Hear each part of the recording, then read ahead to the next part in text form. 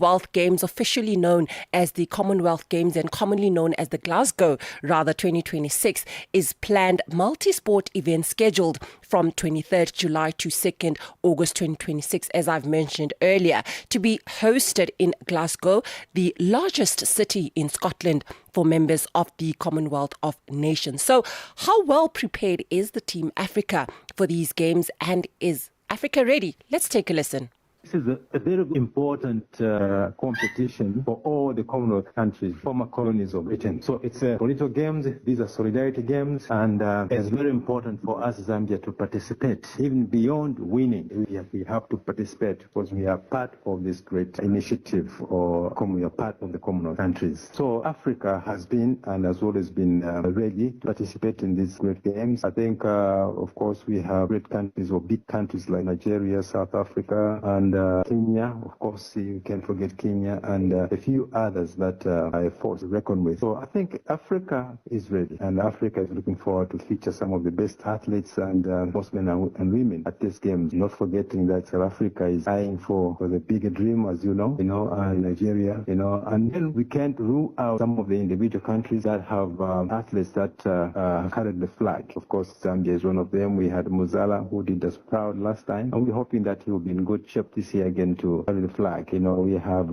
other countries as well, not forgetting Tanzania, and of course, just a few to mention. So we are definitely looking forward to that. Tom, for the sake of our listeners, they would want to find out, for those who would want to know, how has been Africa's performance at Commonwealth Games? How have we been faring all these years? I think it has not been bad. It has been very much fair. If you look at the last Commonwealth Games I believe were held in Glasgow again. If you look at the last performance, I think it was not bad. We had some of the countries who came up very strong. Nigeria was there, South Africa, although not much, and a few others that got some medals, not only in one sport, but several sports. So I think, if we look at how we performed last year, I've just not gone into detail to really see the medals that we collected as Africa, as a continent as a whole, but we did well. I think we did, and I hope and I know that even the coming Commonwealth Games we will do possibly even better.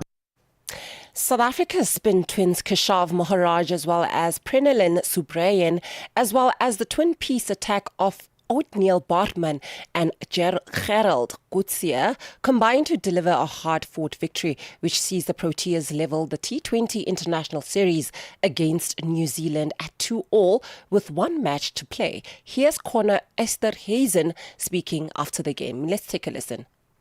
Well, basically, it's a pleasure to be here in Bamako and play this match against Somalia. It's myself the first time here. Always an experience and a pleasure. Connor, congratulations on your man of the match performance tonight. Just talk us through your approach to this innings, especially off the back of those last two matches. I think this game was sort of a medium between the second game and last game, whereas the second game I thought I was maybe a bit defensive, didn't have as much intent as I think I could have. And then the last game, I thought maybe I was trying to play a shorter ball and sort of just try and play, as I said, a shorter ball, whereas this innings I sort of just try to play one. And now Mamelodi Sundowns will shift their focus back on continental duty as they visit Mali outfit Stade Malien at the Stade 26 du Mars in what will be deciding leg of the quarterfinals of the Champions League this evening. A place in the semi-finals is at stake, and focus will be required from the Brazilians, who will need to emerge victorious by finding the net while keeping things clean at the back against a tough opponent in Stade Malien. Bafana Style find themselves with one foot in the quarterfinals following a convincing 3-0 victory played in their backyard. Here's Sundowns coach ahead of the match. Let's take a listen. Well, basically, it's a pleasure to be here in Bamako and play this match against Somalia. It's myself the first time here. Always an experience and a pleasure. So what is important is that we're going to face this match as if it was an only match qualifying, let's say, without really focusing on whatever we had behind from what happened in Pretoria.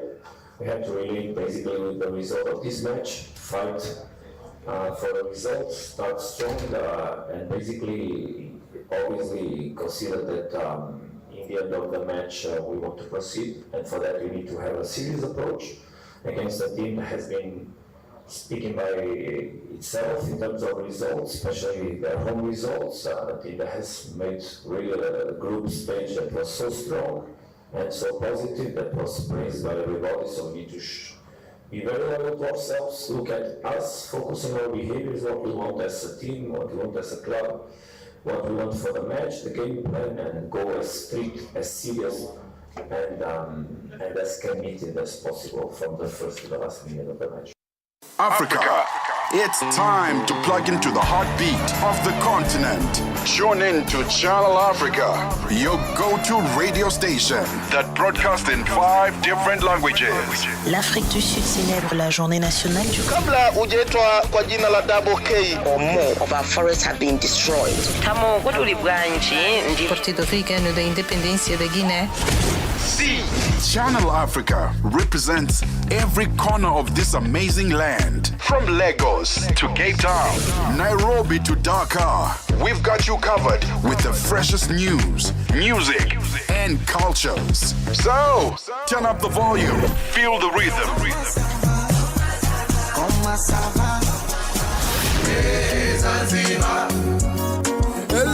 Enjoy the conversation. Channel Africa, the African perspective.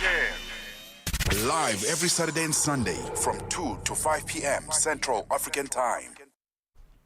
It's 12 minutes past 2 Central African Time, and with me, Prudence Makubalo, or Babazile Makubalo, standing in for the great Neto Chimane, and I'll be with you for the next 3 hours. And we are actually officially in the first hour of the show, and we are jam-packed, as well as we have a lot of guests that you can look out for. Stick around also on the conversations that I'll be having throughout the show. But before, I continue with the rest of the show, let's take a bit of updates on actually what's happening in and around the continent in the world of sports. And now looking into the CAF Champions League playoffs that have already started, where we've seen Pyramids versus FAR Rabat. Well, FAR Rabat leading that match against 2-1 against Pyramids, as well as Al Ahly versus Esperance Tunis, where we've seen Esperance leading against Ahly, as well as looking at the CAF Confederations Cup playoffs, obviously based in Africa,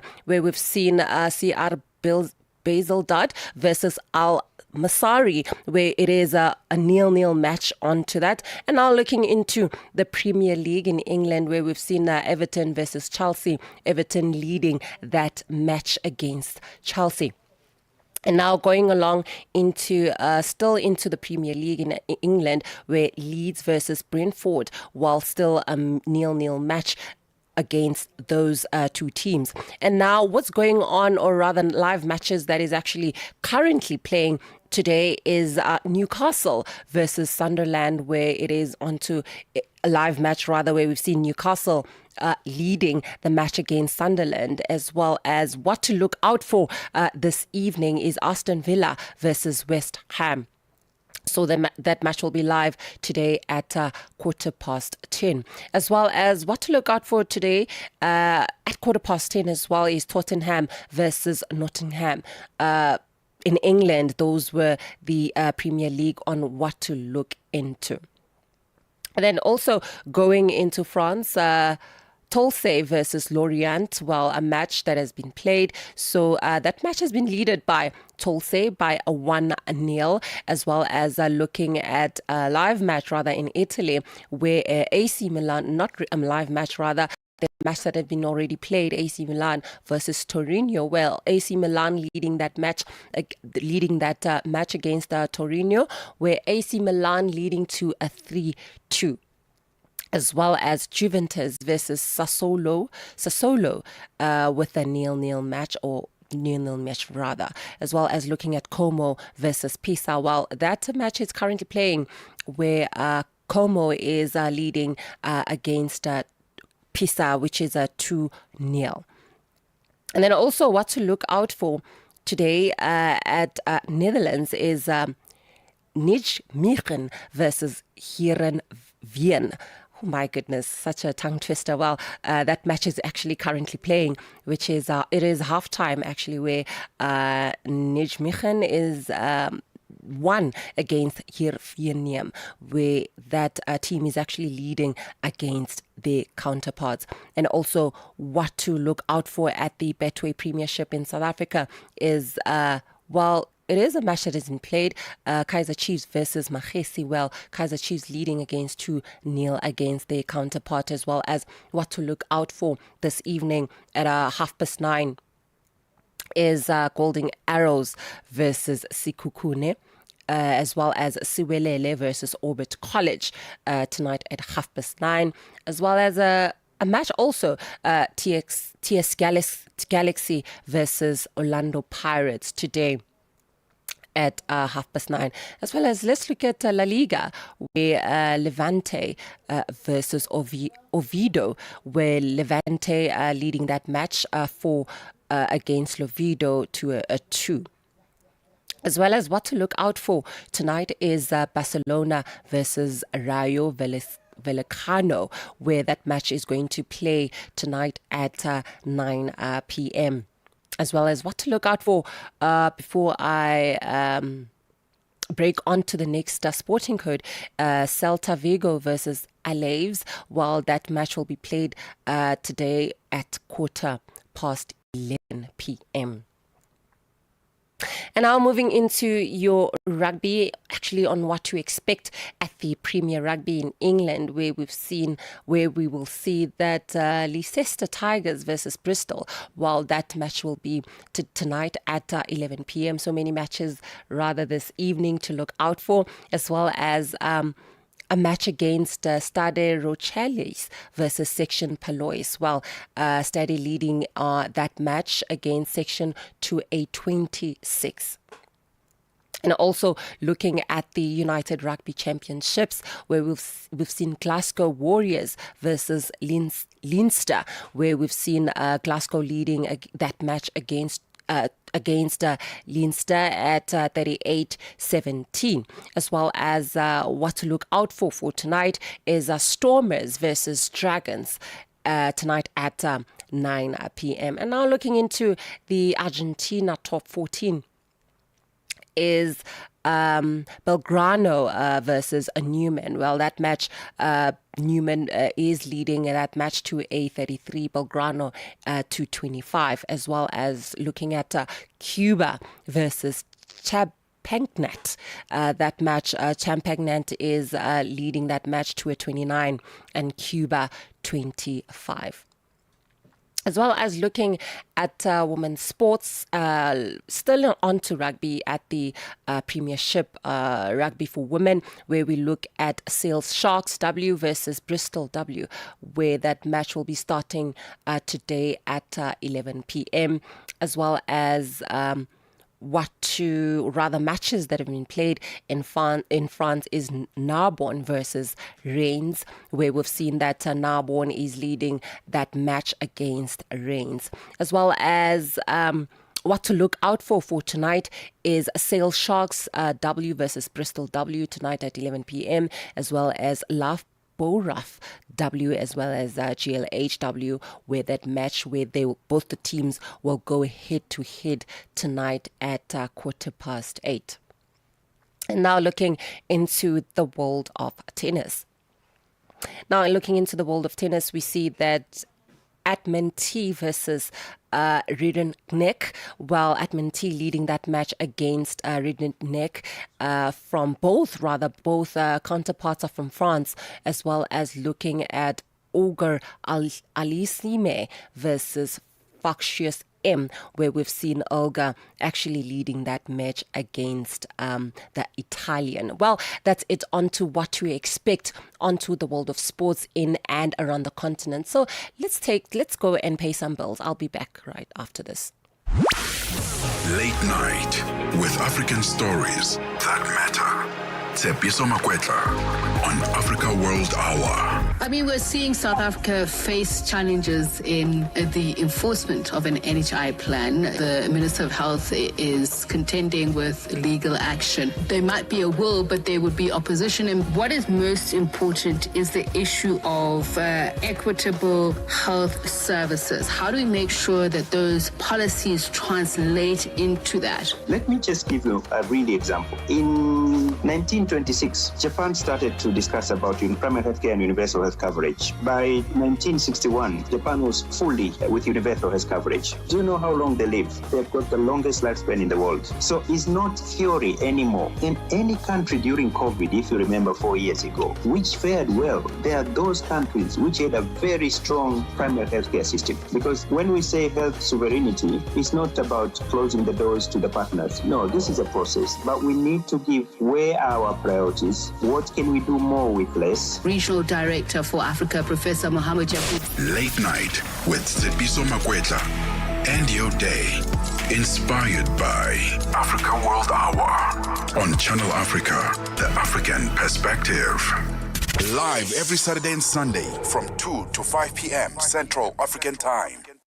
It's just gone 22 minutes past 2 Central African Time, and you are listening to Prudence Makubalo standing in for the great Neto Chimane, and probably he'll be back next week to give you, some live updates in terms of sports in and around the continent. And just to continue into today's session of the show, I'm actually joined by Khaya Fakute, where we will be talking about all things cricket in and around the continent, as well as his thoughts in terms of his career, just to unpack how he actually started within the cricket environment, as well as what inspired him to be in that forefront. Well, welcome to Africa at Play, Khaya. Prudence, thank you very much for having me. Glad to be here. Khaya, are you able to hear me? Yes, I am. Can you hear me? Alrighty, Khaya, it seems like on my side, I can't hear you. But just to get straight into this conversation, just give us a highlight in terms of your season so far, as well as especially during Lions cricket. Yeah, I think it's been a good season. A bit on and off, just dealing with injuries throughout the season. But other than that, it's been really good. I think I've learned and grown a lot, especially in maturing phase as well. That's been very, very coming. It's been coming really, really good. A lot of challenges, like I said, with injuries, but other than that, I've been happy. It was like a bit of an incomplete season, but there's definitely lots of growing, lots of learning from a senior guy as well, from myself, more importantly. Yeah. So what's your favorite format at this moment of the game, most especially in terms of the T20, ODI or Test? Definitely Test. Test is definitely up there. I think I enjoy the fact that it's always a long battle with bat and ball. Test of good skill. Also, all factors of the game, in terms of emotions, physical, mental side of the game as well. It's tested throughout the 4 days. And coming in second, I'd say the 50 over comp as well is pretty up there as well. Yeah, so just tell us, most especially for those who don't know who Khaya is, tell us more about who you are, as well as how did you get into the love of cricket, as well as what sparked your passion for the sport? So Khaya Fakute is basically a young kid from Nelspruit, born and raised in Nelspruit, attended Nelspruit Primary until grade 7, and then moved to Joburg, which then he attended King Edward VII School. So what sparked my interest in cricket? Funny story that is, cricket wasn't my first option. I always enjoyed rugby and the physicality of rugby. But my coach back in the day, Albert van Pitten, kind of forced me, I'd say, because he saw something I didn't realize nor seen at the time. And then as time went on, I fell in love with it. Yeah. And I just kind of ran with it.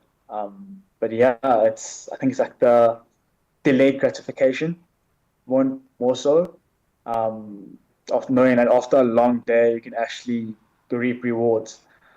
Whatever that's just enjoying time out in the field with your friends, or whether that's achieving goals or accolades or whatever it is. But delayed gratification kind of stuck with me, and it's something that I enjoy and look forward to whenever we play. So you've played for various age group teams. So what's the difference between those and also playing for Lions? I think experience, firstly. Um, the difference, I'd say, experience, and also the intensity of the game. Everything else stays the same. Basics stay the same. Everyone wanting to do well and enjoying the game, that stays the same. But the intensity and experience definitely gets heightened when playing for like a team like Lions or a domestic franchise around the country. So yeah, you definitely see the gap between guys who've been playing this game for 10 plus years and guys who's just starting their career. But the love is there, the skill is there, the passion is there. That stays the same. That carries you throughout. Yeah, I mean, like, of course, on what you've mentioned on the love and the passion, I mean, like, there should be the biggest influence or your mentor. Is there an influence or a mentor that actually made you be that way? Definitely. There's been a number of people along the years that grow you, that teach you certain traits, certain skills, and look after you in like all facets of the game. Game does go beyond the boundary line. Also, what you do outside the field impacts what you do on the field. So yeah, people like Ross van Buren, Albert van Putten, Amit Nawab, Kurt, Human, just to name a few. Like they've been people who've kind of like held my hand along the way and kind of showed me what needs to be done at certain levels. So yeah, definitely, I think a mentor is crucial. A mentor is someone who guides and protects you in certain realms, but also there to be a friend. Someone to speak to. We do play a hard game. So sometimes it is important to have someone you can just have a coffee with and like have a laugh with, and sometimes that's all you need. Yeah. And also just take me back to your best memory lanes. I mean, like, what's that favorite memory on fields that you have and what made it so special? Yeah. My best memory, definitely matric year. Oh. Matric year playing the Coke Week. We're playing against the Western Province. In the semi-final or the final, I can't remember which. It was a semi-final, final, but yeah, it was like a huge game. And the boys from the Cape and the boys from up here in the Highveld definitely have like a rivalry going on. And that day was the day where we put everything on the line rather, I should say. And just remember like the highs and the lows and the emotions of the game. Yeah. How the game turned out. That was just something special, and to share that with like your friends who've grown up with, played with for 5-6 years, and to have that one day everything comes together with all those emotions, everything on the line. That's a feeling that you can't really explain. So definitely that's one of my fond memories. But of course, also making my first class debut. I think that was also such a surreal moment for me and like my family as well. And it's just, again, one of those moments where you just sit back and you're like, wow, can't explain it. Take away from what you felt that day. Always like, stay with me going forward. Yeah. And also just your opinion in terms of the current state of cricket in South Africa. I mean, like, do you see it improving, and also where do you see it heading? Definitely. I think Korean South Africa is quite healthy at the moment. Thanks to our proteas who've been doing well and keeping up the standards for us, and makes it quite obvious in terms of what needs to be done to get to that international level and maintain those standards. I think they've been great in that sense. And credit to all the players around the country, they've done well in terms of just skill with the bat, skill with the ball, the passion. So I think Korean South Africa is quite healthy. It's going in a great direction.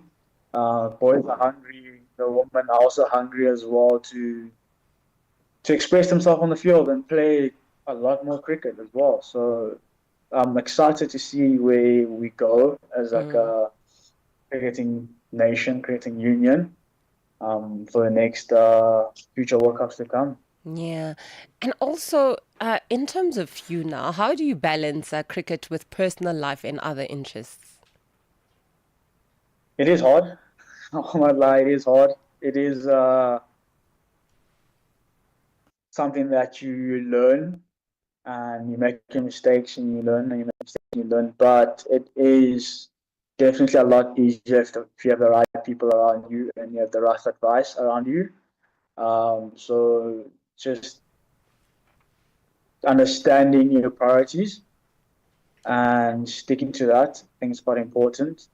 So yeah, it is very, very easy to manage with the right people around. Yeah. And also, I'm quite interested to find out in terms of you entering the playoff field. I mean, like, what's your go-to pre-match routine to get pumped up and also ready? For me, I'm a big believer of just relaxation. Yeah.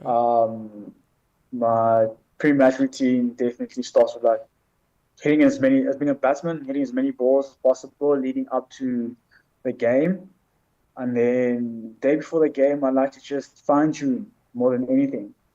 So whether that's just having conversations with coaches, picking their brain, having a look at footages. Once that's done, it's just relaxing and trusting the process, trusting my hard work that I put in to carry me through. Yeah, I mean, like with that, I believe that being where you are, it was not, a walk in the park. I mean, like, of course, you faced challenges to be where you are. Just tell us about those challenges that you faced, as well as how did you overcome them? Yeah, again, lots of challenges along the way, lots of yes and no's. But some of the challenges was just simple as getting to games or having like the right equipment when I was a bit younger, having people tell you that you're not good enough, or you don't look like a certain player, you don't do a certain skill well enough. So those negative comments start building up after a while, and then you start questioning yourself. But having the right people around you and having the right voices kind of like blocks that off and just allows you to be free and play as a kid. Yeah. At whatever level you play at, you also want to play as a kid and always remember the little boy, little girl playing in the backyard or with friends, whatever, and So challenges, yes. A lot of challenges, a lot of disappointments as well. We play this game because we want to do well and we want to succeed, but this game is based on failures more than anything. It's just learning how to deal with those failures, picking yourself up when you're not in a great place.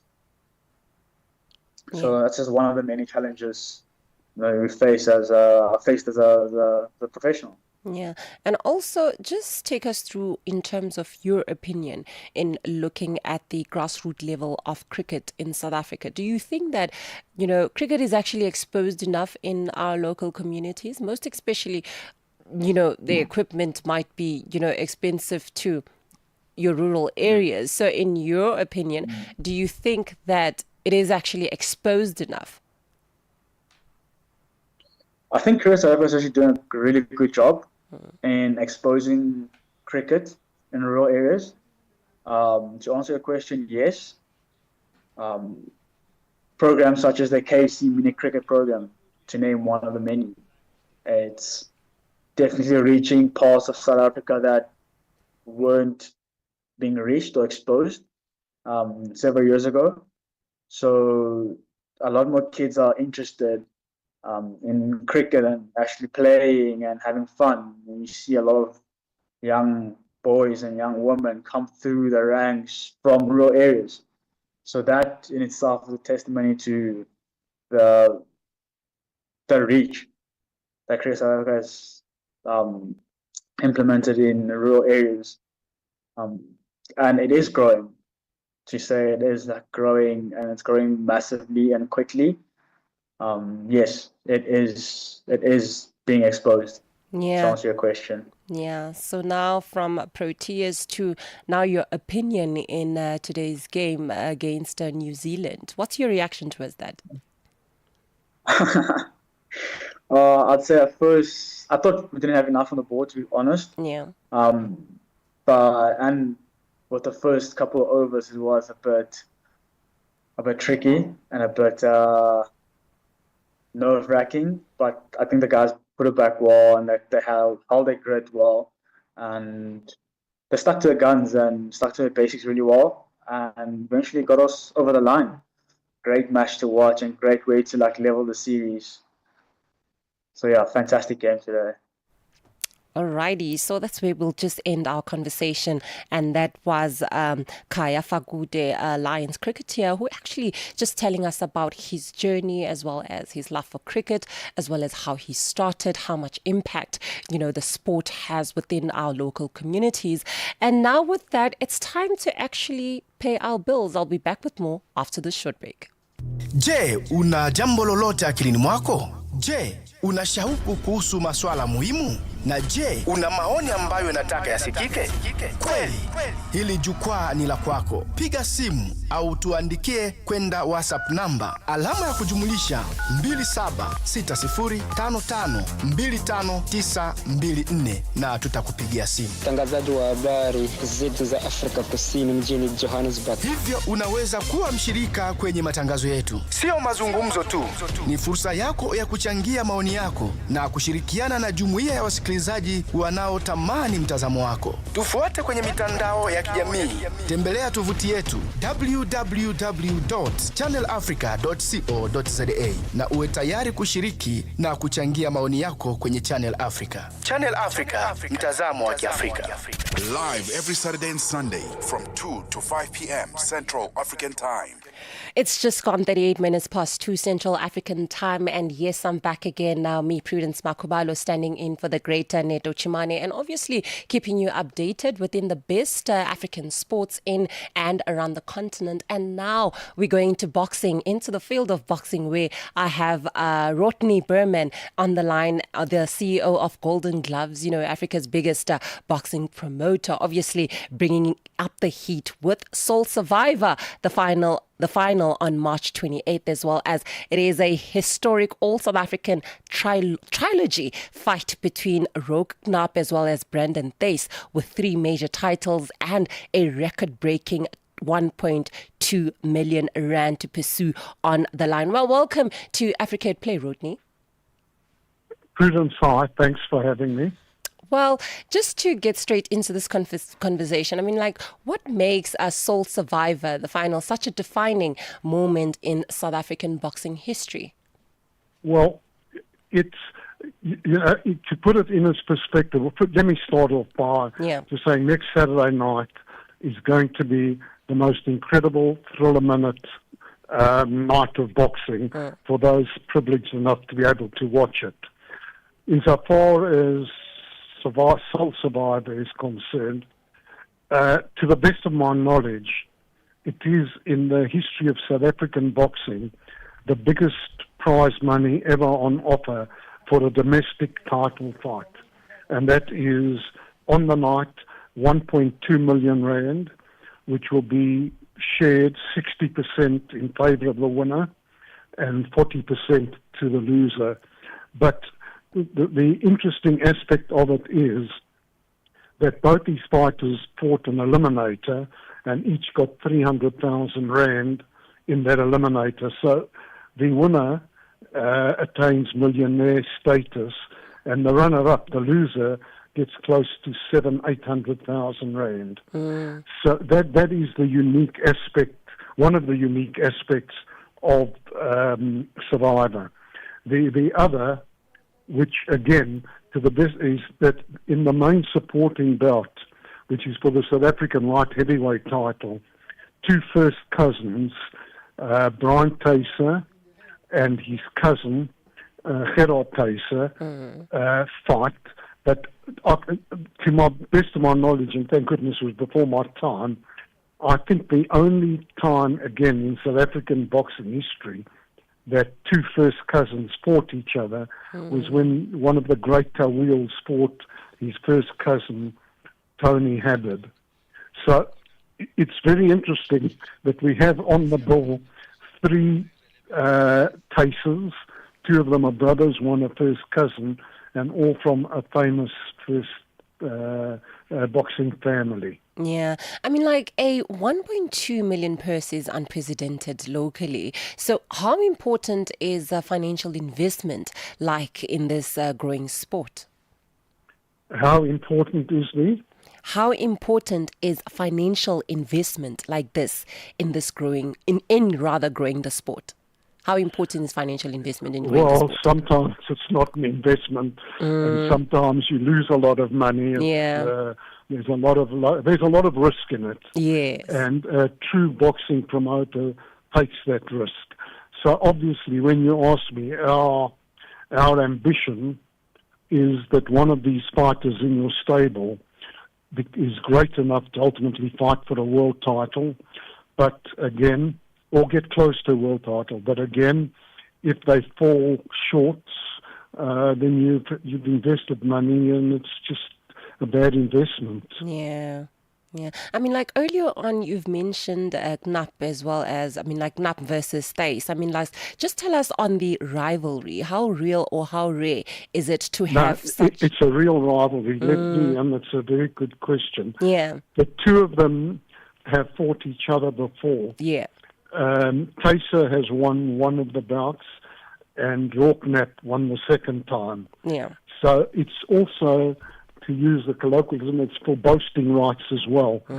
And to give you an importance of the rivalry, the unfortunate stark reality of a fight like this is that the winner still has a very bright future in front of him.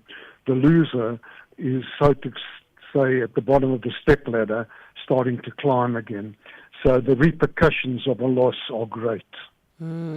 So let's just talk about, Golden Gloves. I mean, like, how is it evolving? How is Golden Gloves evolving the brand to compete on a global stage? Well, Golden Gloves, we've recently introduced a new, in effect, a new owner, and that's Mrs. Nivi Grogo, who has an incredible reputation in the industry, not in the industry, in the social media industry, and she has the company IME interview me. So she's obviously a giant step forward for Golden Gloves. It takes us to another level, and with her on board, steering that social media aspect of it, we foresee great things in the future. And talking about great things, one of the things where there's been a dearth in South African boxing is in the heavyweight division. But Golden Gloves, we have in our stable 3 outstanding heavyweights representing Africa, and this will be the year of heavyweight explosion, with 2 of these great promising heavyweights on our ball on Survivor. So it is not only about Survivor, it's about portraying our new exciting African heavyweights. Yeah. And also, just beyond the main event, how important is this platform for developing the next generation of South African fighters, as well as looking at how exposed it is to local communities? Well, the platform, of course, look, there should be a lot more platforms, unfortunately, in South African boxing to give young up-and-coming fighters opportunities, and we do as much as possible on balls of this nature. For example, there's a young lady, her name is Monica Nkandla, who we believe is very, very promising. So she gets the opportunity on the undercard to display her promise. And we have, as I said when I started, it's a thriller-minute card. We have another fighter from the Eastern Cape, young Soneli Sokwai, who we believe is going to be a world champion. It's just a question of time. He gets his opportunity on a major stage to show what he's all about. So again, we try as much as possible to give as many youngsters as possible opportunities on the undercard for the public television to see them. Yeah, I mean, like, with so much belief on, on the local talent or local fighters having, that that main initiative in becoming, one of the best fighters. So, what's the plan for attracting rather bigger international names to fight in South Africa? I'll tell you what the plan is. For example, on May the 16th, we have what is for a very rare occasion in South African boxing, and we planning a WBC world title fight. So when you ask me what the plan is, the deterrent, unfortunately, in the present climate is the rand dollar, which is making it very, very difficult. And with this Middle East war, for example, airfares have become just untenable. So, again, it's more at this stage of convincing overseas markets how good your fighters are and ensuring that they can fight on major platforms overseas earning dollars. Hopefully the situation will change and we would have the very big names here. But we do have a very big name and a very big fight, which is very difficult to do in South Africa at this time on May the 16th. A very big name. Are you allowed to mention who that name is? That's Siya Kusi. He fought in the Philippines. It was in October, November last year.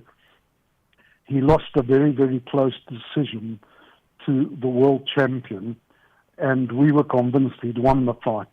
So we've, in effect, moved heaven and earth to give him the opportunity of, it's not even redeeming himself because he was brilliant on the night, but of, let me say, righting a wrong on his home territory before a fanatical home crowd. And this is why we've gone to those lengths. But again, it's been a very, very costly exercise, and I can only hope it's supported by the public. Yeah. And just to remind our listeners, here on Africa at Play in Channel Africa, I'm actually speaking with Rodney Berman, the CEO of Golden Gloves. And just to continue our conversation, I mean, like, what message do you want to have for fans? And also, how do you hope they will be able to engage with this event? Do I hope? Pardon me? Sorry, I didn't hear. How do I? Can you just tell us more about the main events, and also what hope do you think fans might expect within this event? Well, what sticks out most about the event is, as I say, it's going to be thriller-minute boxing. Taysa and Nap have met before on 2 occasions, 2 outstanding fights. They're 2 excellent fighters. And again, one cannot afford to lose, because for the loser, it's going to be a very hard climb back. So what the public pay to see in the ring, and that is great fights, guys going at each other all the time. Well, that they're assured of. And then, of course, the family rivalry, which none of us can quite understand why a first cousin would have challenged the champion. I can only put it down maybe to family jealousy, I don't know. But again, we can expect fireworks when these two cousins get into the ring. Okay, so just before I let you go, I mean, like, we've seen or rather heard responses or rather critics, people who actually say that South African boxing isn't getting enough support or recognition. I mean, like, what's your say into it? Do you think that there is enough exposure in terms of that? No, there definitely isn't enough exposure. And it's one of the tragedies, because if you take like the Eastern Cape, Limpopo, there are many areas where there are outstanding talent who never get the opportunity to display their wares and don't get, you need fighting time to survive, just to keep you in training, etc. So a lot of young potential champions are lost because of that. And again, the exposure on national television is very poor. There should be encouragement, as in years gone by, of development tournaments, which we incidentally, and that is where Nivi is going to again play such a vital part. She has created a foundation, and a Golden Gloves Foundation, and one of the essentials of that foundation is to stage development boxing tournaments to give fighters of the caliber I've just mentioned every opportunity to prove themselves. So we will do whatever we can at Golden Gloves. But again, I think you've got to be looking at a lot at governmental level and at the national broadcaster. Yeah. And also, just for a parting shot, I mean, like, what's next for Golden Gloves after Soul Survivor, the final? Sorry, what works? What's next? Are there any plans after the Soul Survivor, the final? Yes, of course. As I say, we've got May the 15th, where we have a momentous WBC world title fight coming up. And on July the 11th, we have who is regarded as the second best fighter in his division on the planet, and that's Ricardo Malajika. He's fighting a final eliminator for the world title. So in answering you, we have still 4 or 5 momentous tournaments till the end of the year. Well, Rodney, I know that I said that that is your parting shot, but just something in my mind just popped into right now where I just wanted to ask you in terms of women's boxing. How do you see women in boxing? Is it growing in South Africa? What's the plan? Well, again, to be totally candid with you, and maybe because I'm so old school, I was almost totally against women's boxing. My goodness. But I was very privileged in my career to promote the great Layla Ali, Muhammad Ali's daughter, who was very, very special, a beautiful woman and an outstanding fighter. And to answer you, I think old horses have got to move with the times. And I've totally changed my opinion. We now have in our stable 2 or 3 excellent women fighters. The one, Monica Nkandla, that I just mentioned. We just had a lady losing, unfortunately, in Poland, Simonkeni Tuncheni. I think she basically lost more from inexperience and being on a major stage so early in her career. But we have very great plans for her.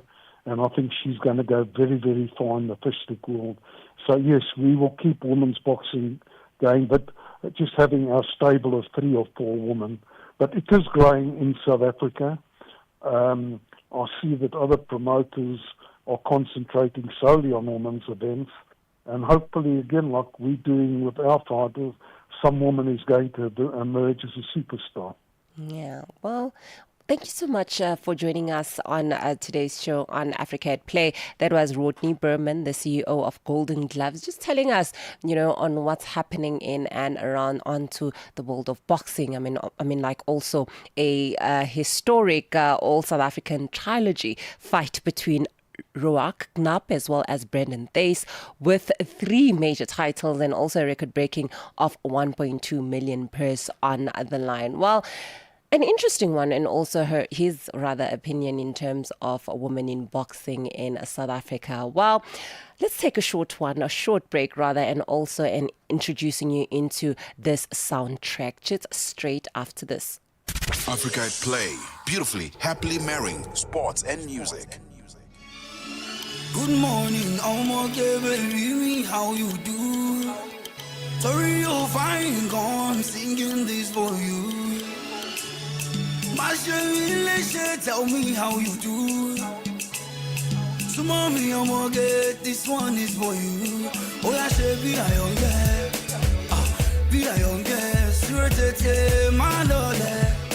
Oh, I should be a young girl. Be a young girl, sure to tell my lord. Oh, I should be a young girl. Be a young girl. Oh, yeah, wake up. Here's your tea. Oh, yeah, drink up. You don't need the makeup. Them be vex, them won't make we break up. See, you be my princess. Suffer one, but together we make sense. Worry one knock out we no send. That come as a nonsense. Take this ring, be with me for better, for worse, I go love you tomorrow, till life forever beyond, You know that I got you, anything where you want, I go buy too, Oh yeah, she be a young girl, sure take my darling. Good morning, baby, how you do? Sorry you're fine, come singing this for you. My Sherry, tell me how you do. So mommy, this one is for you. Oh yeah, should be a young girl. Be a young girl, sure to tell my darling. Oh yeah, should be a young girl. Be a young girl, sure to tell my darling. Oh yeah, should be a young girl. Be a young girl. You go be catch, I go be JJ. If we born boy, it go be AJ. I am never good made. And if your love is a crime, I go jail. See from here to London, unwrap you, I lick you like Tom Tom. I go love you even for junction. You got my attention. Your loving you put me at ease. I swear you they give me peace. Capture my heart, you they cure my disease. Love me, never leave me, please. You know that I got you. Anything where you want, I go buy too. Oh yeah, she be a young girl. Sure take my darling. Good morning, baby, how you do?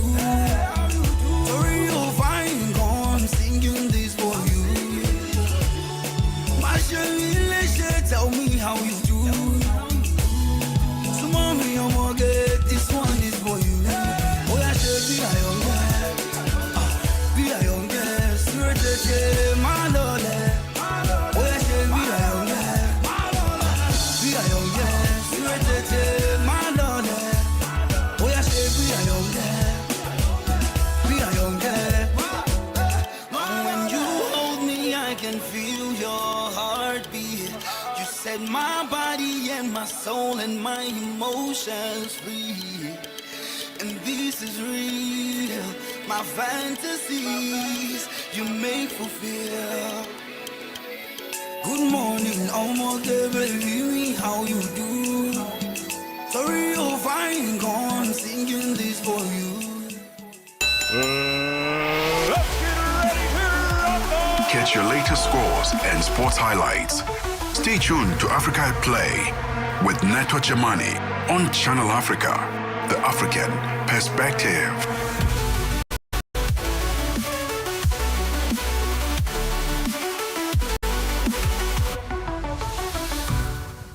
We are officially in the second hour of the show, and it's just gone 3 p.m. Central African time, coming to you live in our Auckland Park studios. And just before that, I played you some nice music by Bruno. Good morning. And with that, now I am still going to be giving you the best music in the land, and I'll be back after this.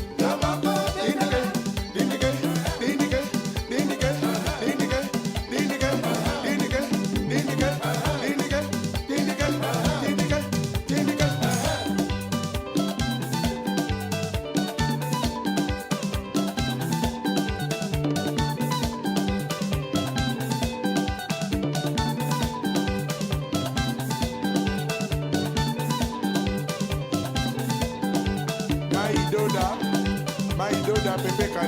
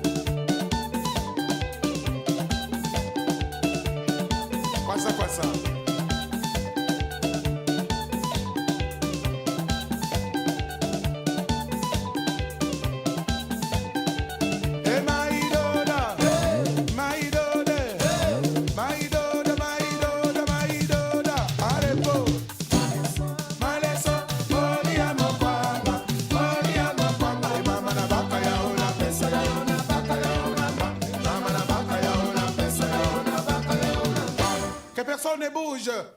Stop talking. Pour le monde pas qu'à bouger. Sakai? Ouais. Sakai? Ouais. Sakai? Oui, Sakai. Maleso, Moria Mokwanga, Moria Mokwanga, Mama na baka ya ona pesa na ona baka ya ona, Mama na baka ya ona pesa na ona.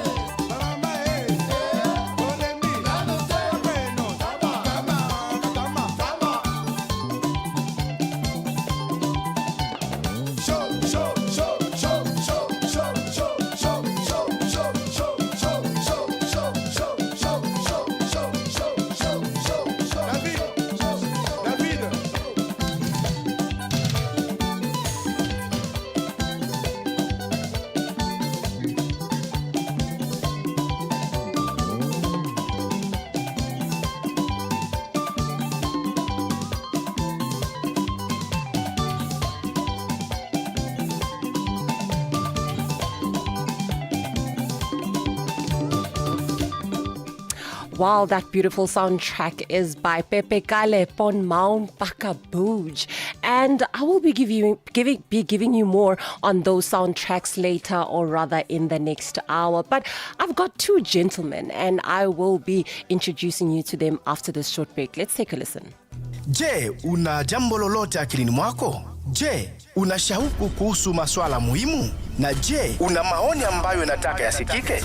Kweli, hili jukwaa ni la kwako. Piga simu au tuandikie kwenda WhatsApp namba alama ya kujumulisha 2760552594 na tutakupigia simu. Mtangazaji wa habari zetu za Afrika Kusini mjini Johannesburg. Hivyo unaweza kuwa mshirika kwenye matangazo yetu. Sio mazungumzo tu, ni fursa yako ya kuchangia maoni yako na kushirikiana na jumuiya ya wasikilizaji wanaotamani mtazamo wako. Tufuate kwenye mitandao ya kijamii. Tembelea tovuti yetu www.channelafrica.co.za na uwe tayari kushiriki na kuchangia maoni yako kwenye Channel Africa. Channel Africa, mtazamo wa Kiafrika. Live every Saturday and Sunday from 2 to 5 p.m. Central African Time. It's just gone 11 minutes past 3 Central African time, and I'm Prudence Makobalo standing in for the greater Neto Chimane here on Africa at Play. And of course, we are actually in the second hour of the show and obviously giving you some live coverage as well as sports stories going on in and around the continent. And obviously, as I've promised you that we have two guests on the show today, where we have Asi Chitamba and Peace Ngupane on the show, where both counterparts are on a 4-fight winning streak and also will be competing on home soil at the PFL Africa Season 2 first round on April the 10th, 2026 at the Sunbet Arena in Pretoria, which will be, unpacking more on their prep as well as their opponents and what it actually means for them. Well, welcome to Africa at Play, gentlemen. Thank you, Prudence. Good evening, listeners and everybody. It's good to be back, and it's actually good to see Africa expanding. I didn't actually know that there is a radio station that's specifically now you know actually. That's good to know. All right, and for our listeners not knowing who is Asi and Peace, if you could just introduce yourself to our listeners. All right, so Asi, just a humble guy, MMA fighter. Okay. I'm currently signed with the PFL, which is the Professional Fighters League, and I'm having my second fight with them on the 10th of April. I'll be fighting a guy by the name of Shannon Van Tonder. He's pretty capable, but I'm excited for this matchup. All right. Peace X Ngupane here. Originally born from Potchefstroom, moved to Springs and training out of House of Tinkerbell. Started mixed martial arts rather at the age of 24. The reasons being not knowing what to do, where to go. Now I know sometimes your mistakes can lead you to your blessings, and me fighting today is one of those blessings. It came out of nowhere. I didn't know what to do with my life, where to go, and I started fighting, and man, here we are. I'm about to make my debut at the biggest promotion in the African continent, PFL, against a worthy opponent who is last year's champion. So I'm excited, fully prepared, can't wait. Alrighty. And Peace, just to stick with you, like you've just mentioned that you didn't know what you had to do with your life and sort of. So that love for the sport, how did it come about? Well, prior to making the decision of to fight was I used to be a fan. So I just used to watch fights and just not even thinking of doing it, but just like watching it and enjoying it. And one day I was in the kitchen. It's been a year of sitting down and not doing anything.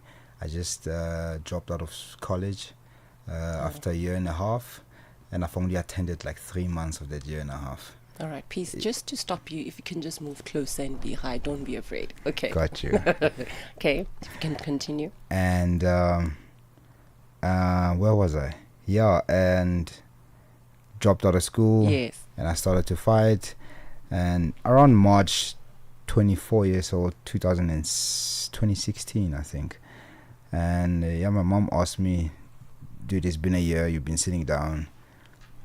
We need to find something. Yeah. We have a construction business at home for us, and then be just a normal gent. Or now you don't want school, you just dropped out of school. So now go get any government job, like be a cop, be a traffic officer, be a soldier, go get that job. At least you don't need rather to study for that long, and I just couldn't, and I just like, okay, then I'll fight, because it was at the top of my head and was something I just loved to watch, and that's how we started. And they gave me a year, and a year later turned into nine years, close to 10 years now. Alrighty. I see. Same question applies to you. The love for the sport, and how did it come about? Mine was quite a bad one, if I could say. Bad one. Okay. Well, not completely bad, but I started off. I was never a troublemaker. But the friends that I kept, we sometimes would get into bad things, and we would have to defend ourselves a lot. And I quite enjoyed it. At one stage, I was the guy that if you're in trouble, you call. And bullfighter basically. So I was that guy, always quiet, always minding his own. But when time comes to put out my first, then I'd be at the front of the line, But obviously, man, I was a kid then. High school, early high school type of early tertiary as well, and you sort of grow out of that as you grow up. So it started seeing this isn't good. I shouldn't be doing this. I'm gonna get into serious trouble or gonna get hurt eventually. So I looked around. Eventually found a MMA club not so far from a taekwondo club actually not so far from home.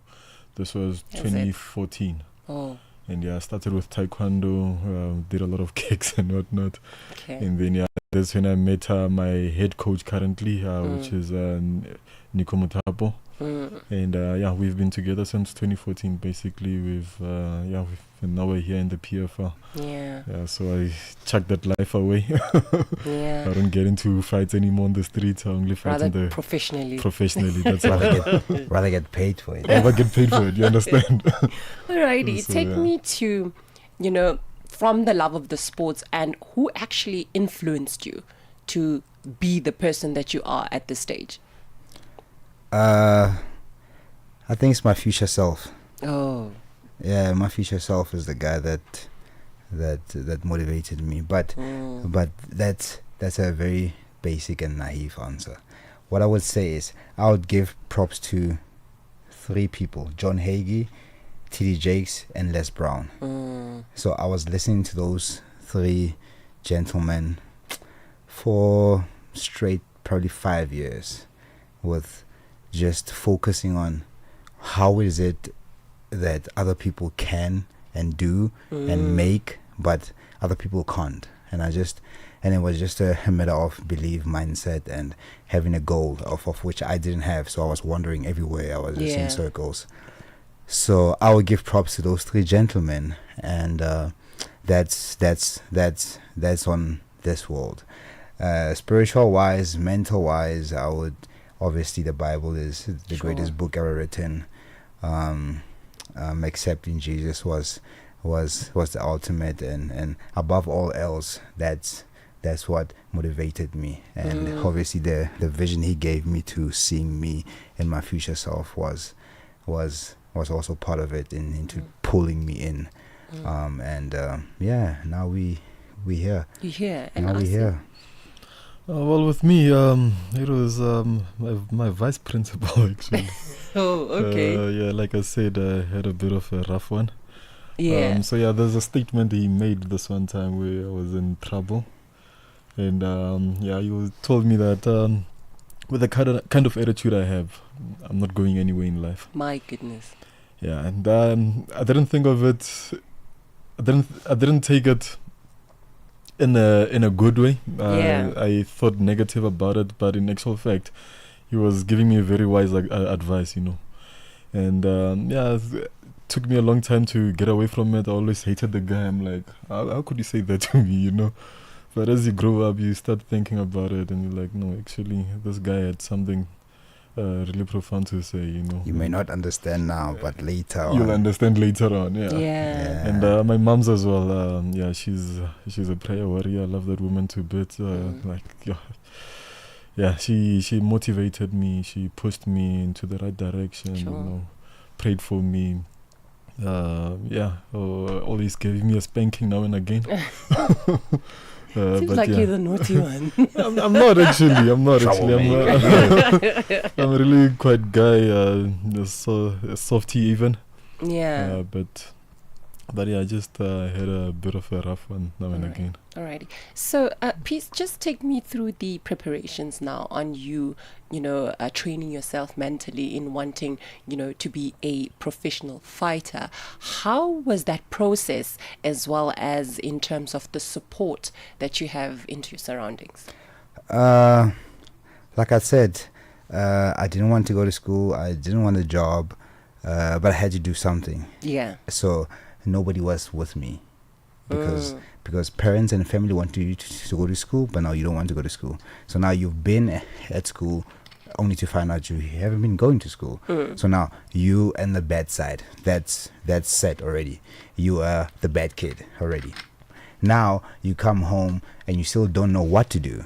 So it's like, okay, we gave you a way out, we gave you a school, you didn't take it. You went there and then you basically BS'd us. So now you came back, now you still don't know what to do. We ask you, what do you want to do? You still don't know what to do. So now everybody's totally against you. So I had nobody, but I had an answer I just gave. I have a dream and I wanted to fight because I had nothing. So I had that statement. And I knew I had to fulfill that statement. Yeah. And to fulfill it, I had to train, figure out the way how to get to a gym. Because that's, first of all, man, honestly, in Potchefstroom, I'm from Ikageng, it's a Kasi. Yeah. We don't know any fighters, we don't know any boxers, we don't know any professionals. We only know the basic. I mean, a black kid, a young boy, the first gift you give them is a soccer ball. So you grew up playing soccer, what everybody plays. You grew up playing the basic sport that everybody plays. I tried rugby at grade 9 at some point, but I realized then why people do stuff that... Why people really do stuff, because it matters. Yeah. And being hit like that for that ball didn't matter to me. So it took a lot because there was nobody. But like I said, the greatest book ever written, I just had to stick to the book. I knew the principles and the basics of the book was to stick to the word, study the word, meditate on it day and night. Sure. And eventually it will come to pass. And that's all that it took. It's obviously harder than it sounds, but man, if you really want it and you really want to get out of what it is that you are into, you will get out of it. Alrighty, so we'll just continue more onto that conversation. It's just gone 23 minutes past 3, and we are going to be continuing with Asi as well as Peace more after this short break. Africa Matters, the conversation on climate change and financing Africa's recovery. Only on Channel Africa.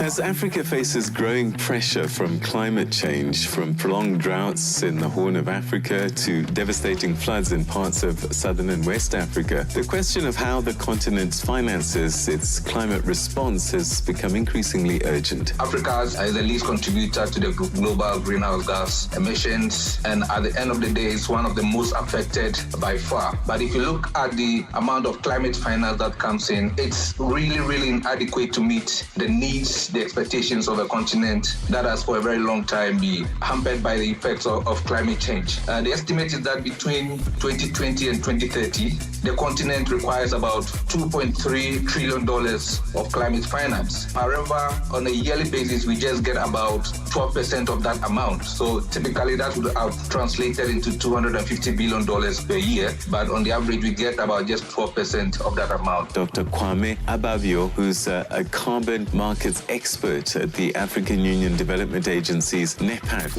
Across the continent, climate change is forcing tough decisions. This is Africa Matters.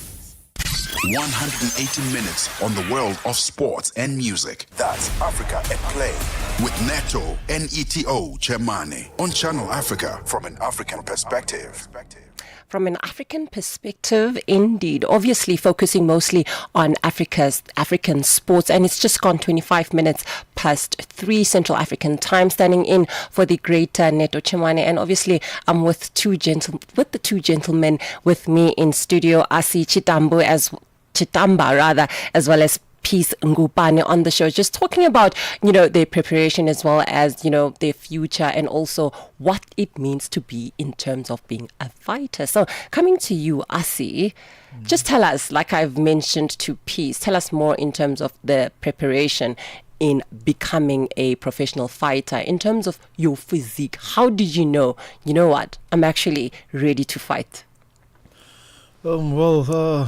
Yeah, it's you grow into it. I think you grow into yourself. Obviously, when you start off, when I started off in 2014, I really wasn't as capable as I am right now.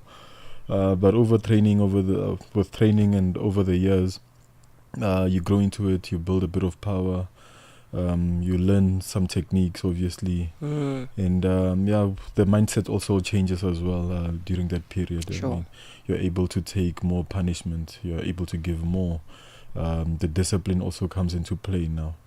When I started, I think I was training like 4 days a week, an hour a day, and now I'm training 2 sessions a day.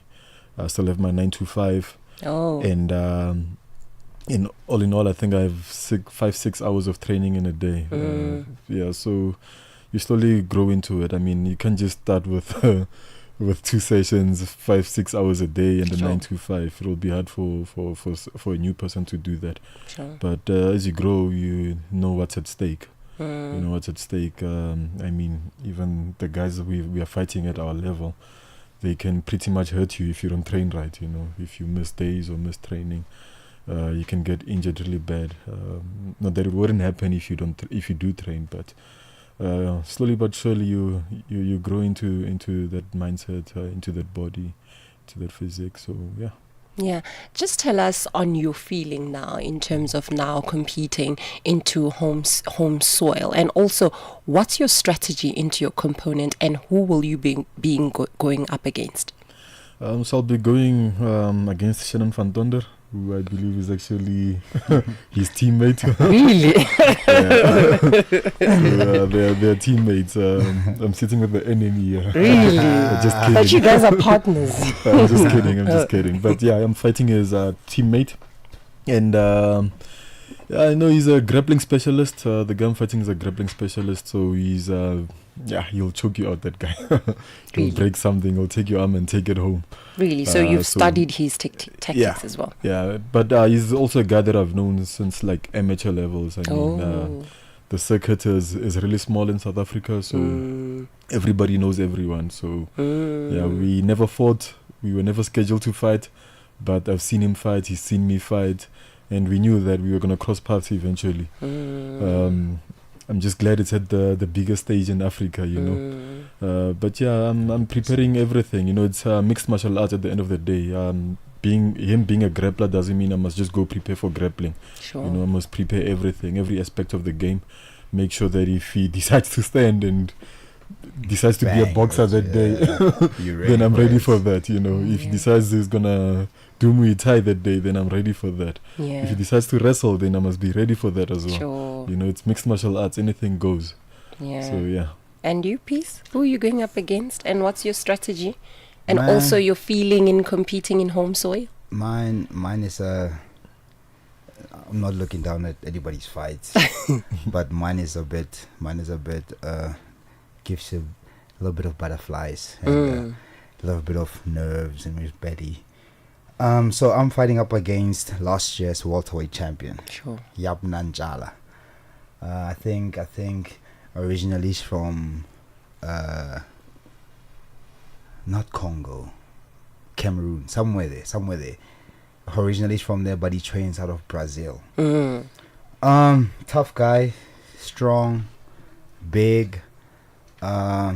Well, he's a champion, so he is deserving.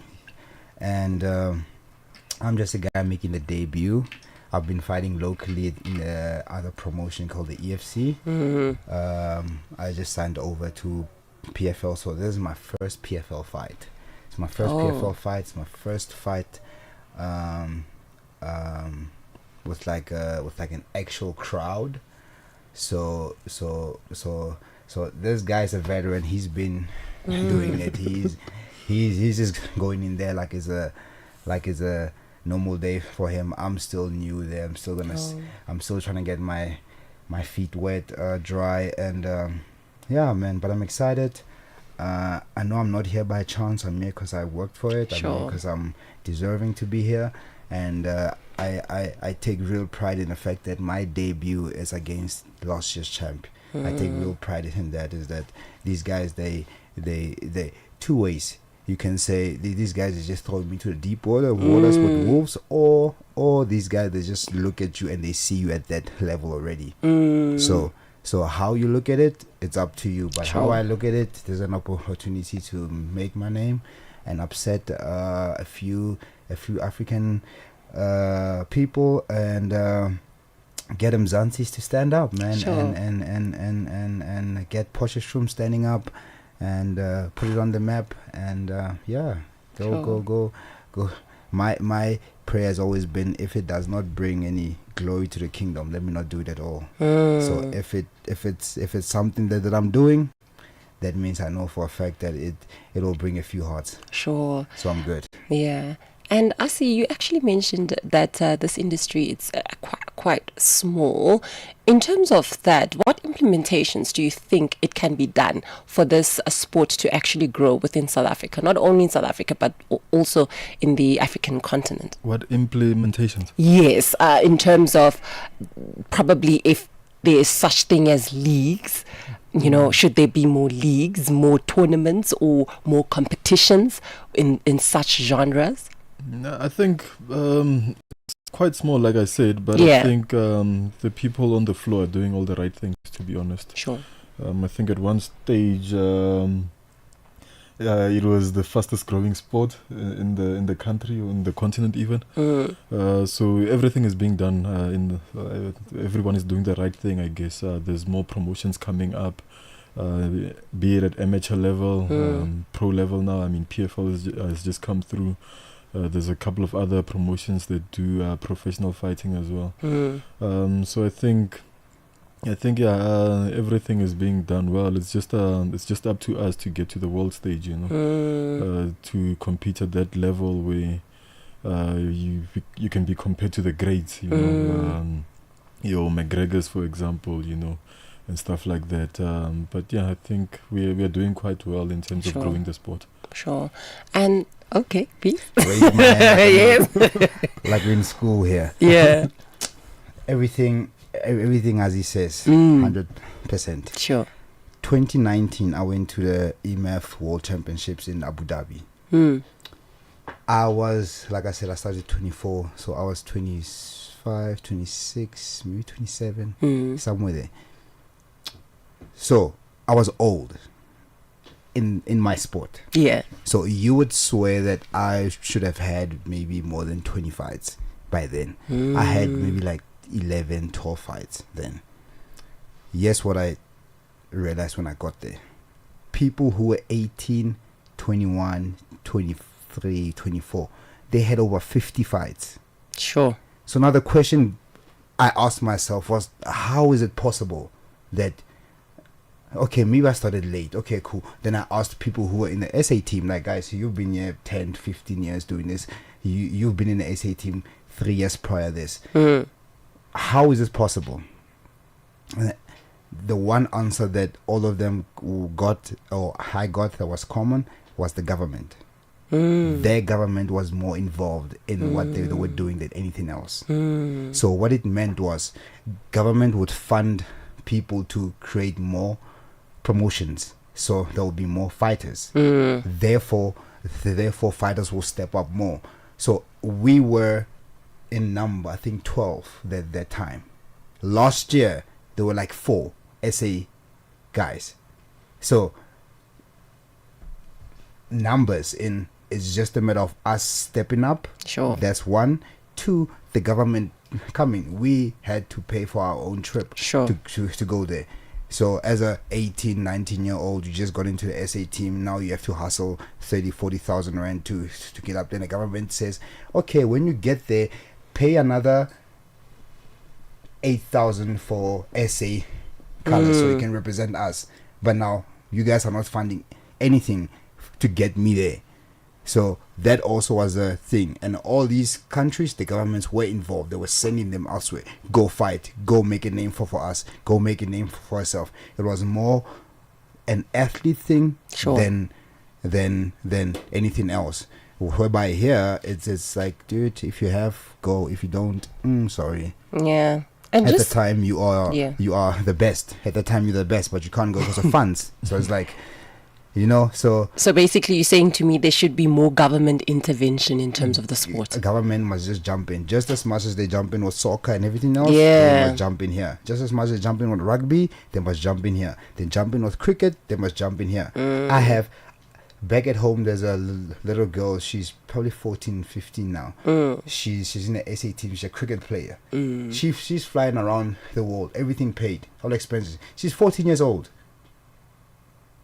What's missing? What's the missing link? Yet MMA athletes, there's world-class athletes that I know that are not there or not doing what they should be doing because they don't have funds, because of there was nobody behind them. Yeah, we there to support, but hey, prayer and everything else works till a certain point. This is life. We have to put things into implementation and actually make it work. So that also could be one of the things, but.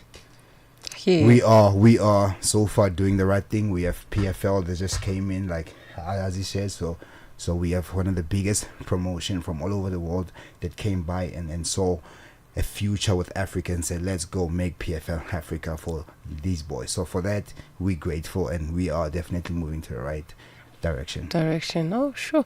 Asi, I'm actually interested in hearing your thought also in terms of the importance of government intervention in terms of the sport. Where should it intervene?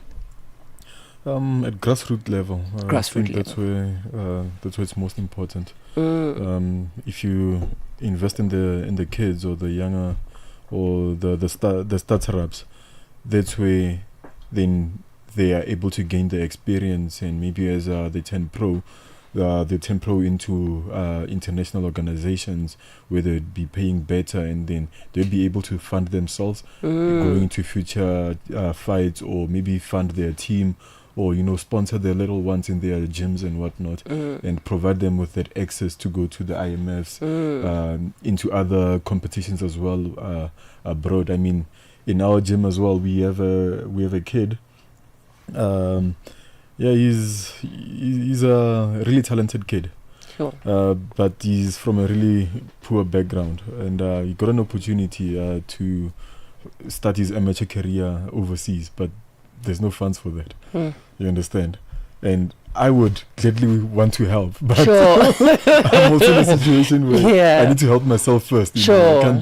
I can't be helping him while I'm still struggling as well. So I think if government could just step up in terms of the grassroots level, and like I said, maybe I know we can't assist everyone, the government can't assist everyone, but if they could implement certain processes or institutions where they can uplift the younger fighters, the younger generation, or the people that are just starting up, assist them, not even maybe 100%, but meet them halfway at least. Sure.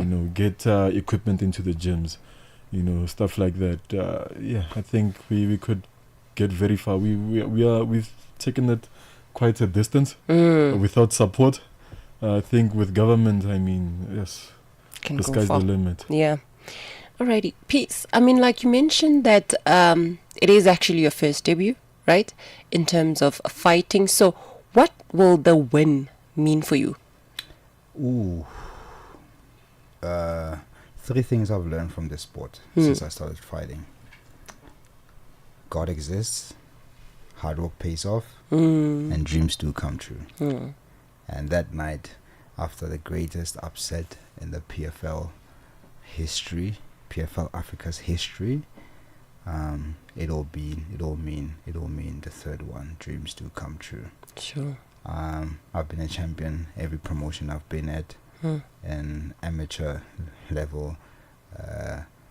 Now I'm a current champion at Submission Kings, Combat Jiu-Jitsu champion, and I just left my previous promotion, as a number one contender to fight for the title. Their champion is just injured, and so I couldn't wait any longer. Hence, I jumped to PFL when they stepped up and asked.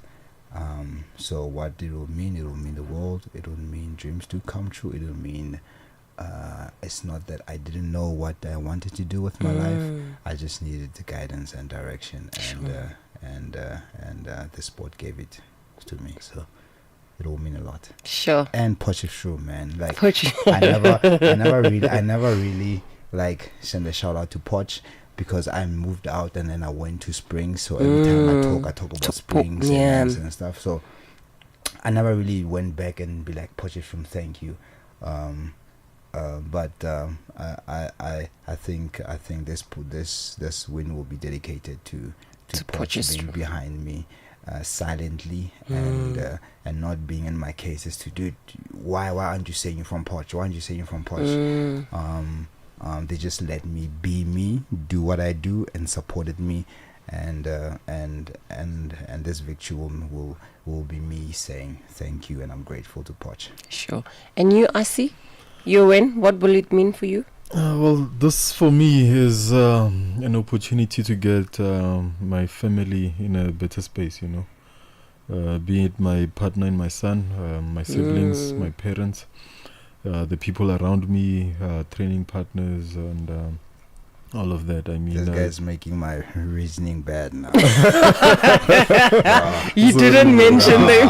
Sorry, but also, as you was talking about Poch, I mean, I'm a kid from Venda as well. I know when I'm back home, they're really excited to see me as well. So yeah, that I'm fighting for them as well. It's in the villages. There isn't much going on there. And if they can get somebody that can represent them and show them that this can actually be done, you can come from the villages, from the dust, and make it to the biggest promotion in the world, get wins there, eventually become champion as well. Sure. I mean, that's a great thing, Then they too can, they'll know that in whatever field they may go into, be it academics, be it sports or whatever, they can make it too, Listeners, just to make things right. I do have a family. I have parents. I have a family back at home. I talk to them. They love me. I spoke with them before I got here. Yeah. That's perfect. I just don't have a family. I've started on my own yet, but hey, I do have a family. Yeah. I mean, talking about family, I mean, how do you balance your personal life as well as training, most especially for one person who wants to become an MMA fighter? Asi? Well, for me, I'm really grateful to have this woman here with me, to be honest, because she takes the back seat. Yeah. Quite a lot. I mean, like I said, I do 2 training sessions a day. In the morning before I go to work, do my 9 to 5, run straight to training, and by the time I get home, my son is asleep. Sometimes, I mean, we sleep in the same house, but he doesn't see me for 4 or 5 days sometimes. Sure. And she's handling everything.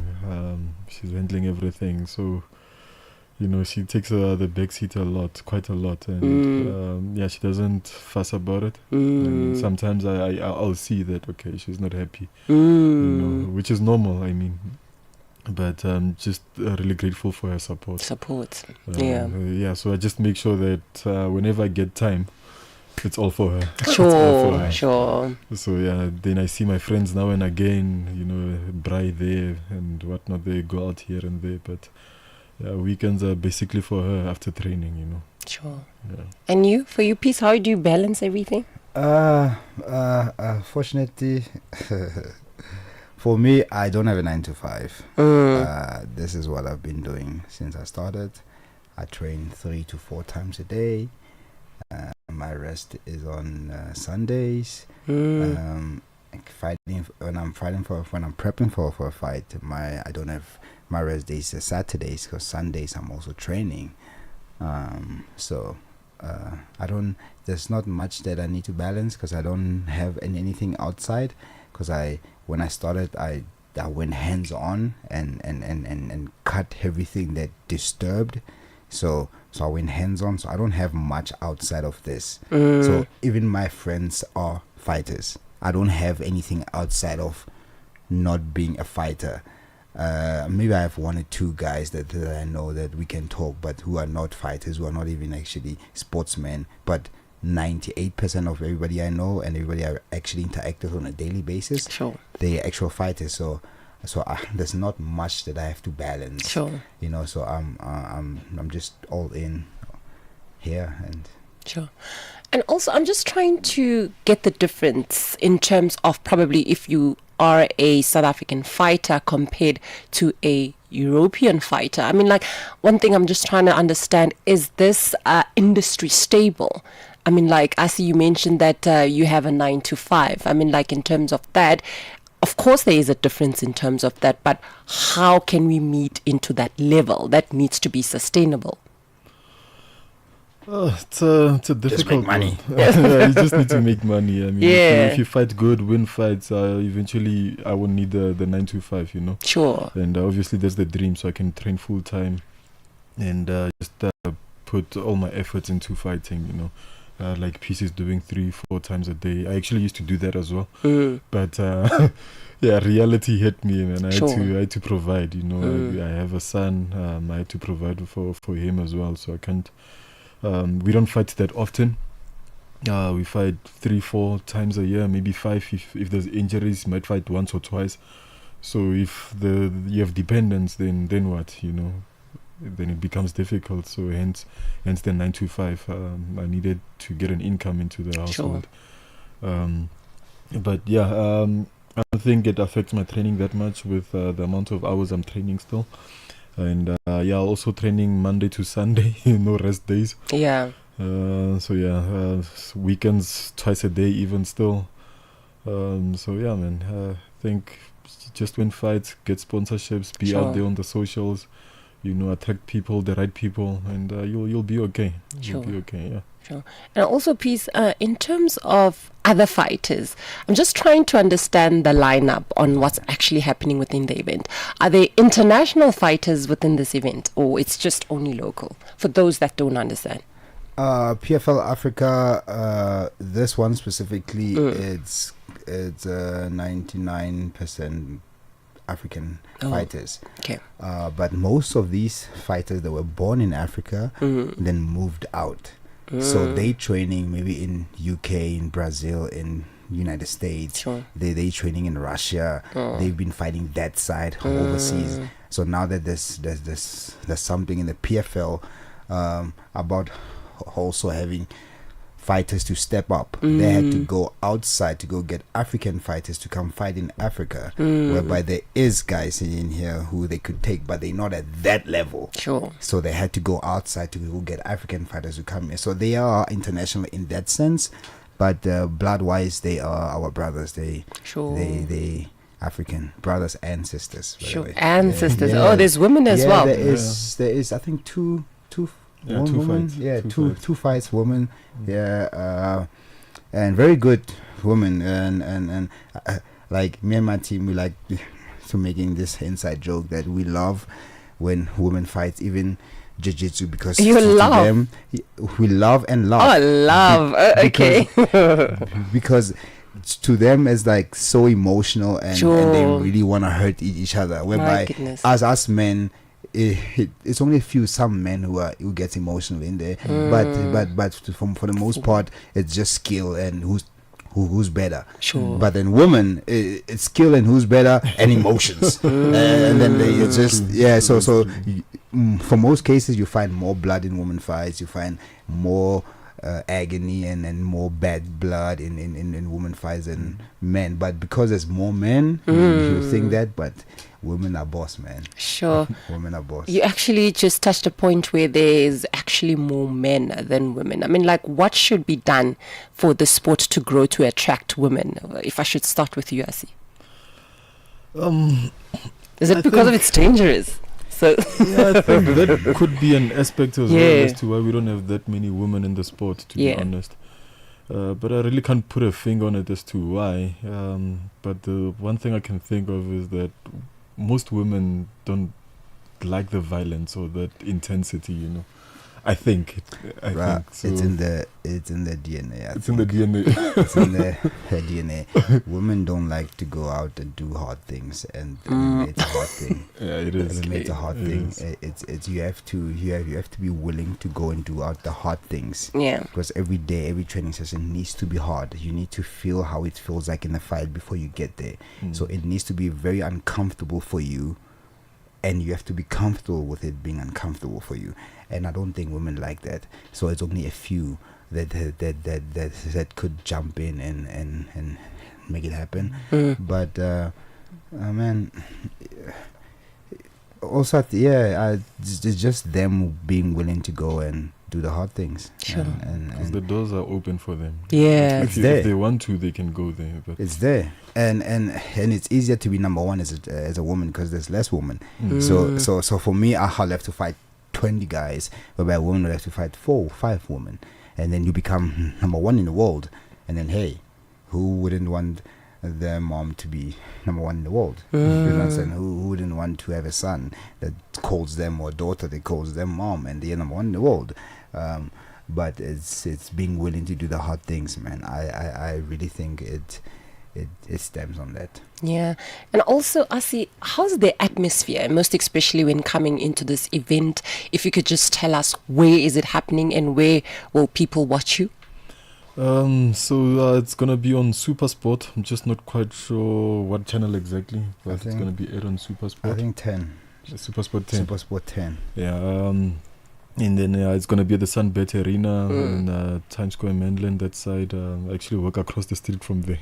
Really? So yeah. Oh, okay. My work family is gonna be there in numbers. And it's quite an exciting one for me. I mean, I was raised in Pretoria, basically. I've been here for quite some time. And this is my hometown. So yeah, man, I'm excited to be fighting in front of family, friends, colleagues and everything. So yeah. Alrighty. And Peace, Peace, your parting shot. Just your parting shot to your fans and supporters. What you expect. Of course, you say you raised earlier that you want to win. Yeah. You know. Man. First of all, I'm just grateful to be here. I'm grateful for this chance, this opportunity to go do what I do, do what I do best. And because really, I really believe it's the only thing that I really know how to do best. So I'm grateful. I'm grateful to be in this position. I'm grateful for my fans, my supporters, my family. To let the cat out the bag. I'm walking out with DMX X is gonna give it to you because my fans have been on my case about it, because my fight name is X, so they were like, dude, that's a perfect song for you to work out of. But of all my 11 fights, pro fights, I've never used it as a workout song, and I'm going to work out of it with it, and I hope Pretoria will blow the roof off Sunbet off, and let's show the rest of the African continent that we got warriors also here in Pretoria. We got warriors also in South Africa, and PFL is giving us that platform, and we're gonna go out there and we're gonna showcase, and we're gonna put our foot down and say, this is Mzansi, this is what you get. Sure. And I see your last message to your fans and supporters. Yeah, guys, just show up in numbers, man. I really appreciate if you guys come through. Let's get it sold out. And, I'm also grateful. All praises go to God. My full name is Asi Ashumanda Ndiamudzimu. Yeah. Which basically means it's not by our own strength, it's the Lord's. So I'm grateful to God for being here, for giving me the abilities to always showcase my skills, keeping me away from serious injuries. I mean, the sport is full of injuries. We would say, but at least I've never gotten like that really serious injury. And I've been doing this over a decade now, and I've broken my hand. I've torn a rib cartilage, but it's never really been that serious. You know? Bro, that's serious. You broke my hand. Yo, that's serious, bro. At least I haven't done anything. The last time I was in hospital was the last time probably I was born. Sure, let it not be that. So I'm also grateful. I haven't broken a finger. I've dislocated fingers, popped it back on, but that's not serious. But breaking a hand, that's serious, bro. So at least I haven't done that. So, but yeah, man, Pretoria, stand up. Let's go and do this. And PFL is in the house, and let's go showcase the world and showcase Africa. What's happening here? Alrighty. Thank you so much for joining us here on Africa at Play. And it's just gone 56 minutes past 3 Central African time, coming to you live in our Auckland Park studios. And the voices that you've been hearing is Asi Chitamba as well as Peace Ngupane, who actually will be fighting at the on home soil at the PFL Africa Season 2 first round on April the 10th, 2026 at the Sunbet Arena in Pretoria. I mean, like, just chatting all things fights as well as what it means within the African continent, what needs to be implemented, as well as just checking in whether if it is a growing sport. Now with that, it's time to pay our bills. I'll be back after this short break. Live every Saturday and Sunday from 2 to 5 p.m. Central African Time.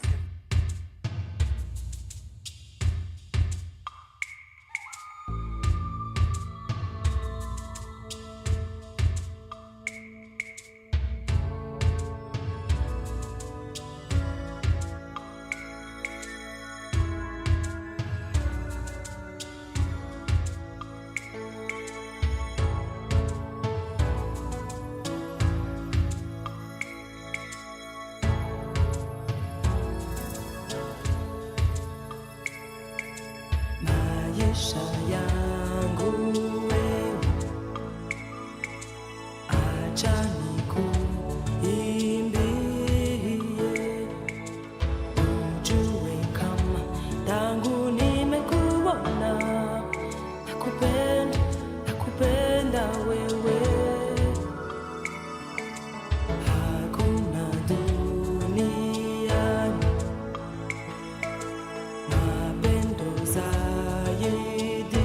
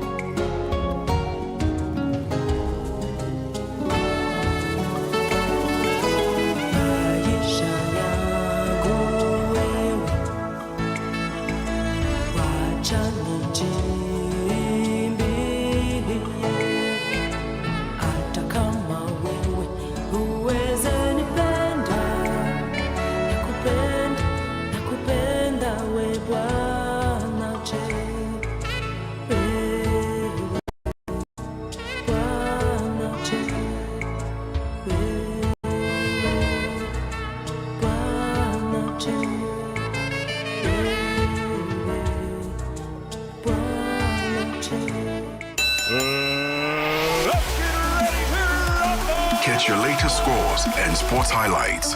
Stay tuned to Africa at Play with Neto Jamani on Channel Africa, the African perspective.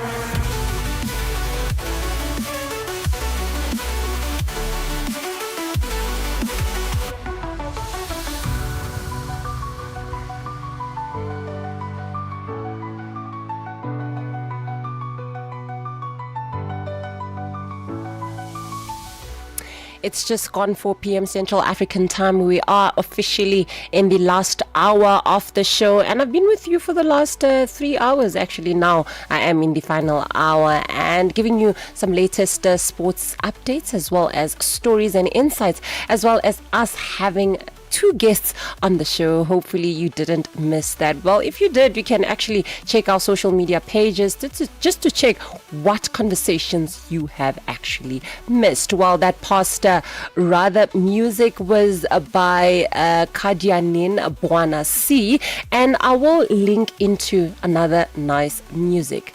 Let's take a listen. Africa at Play, beautifully, happily marrying sports and music.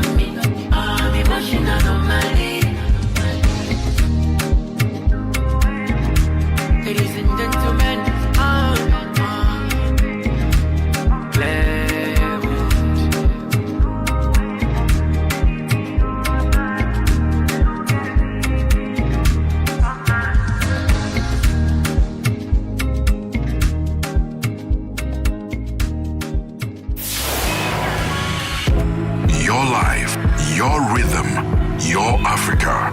Channel Africa. Find it for free on Google Play and the Apple App Store.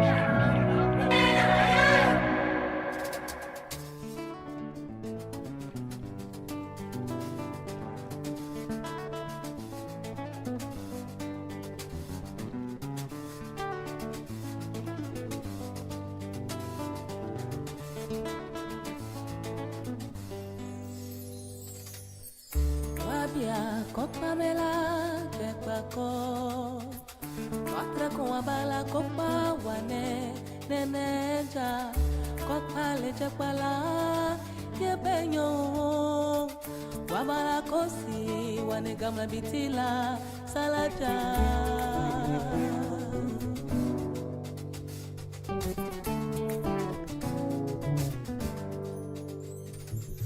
wano kopa tudukupiko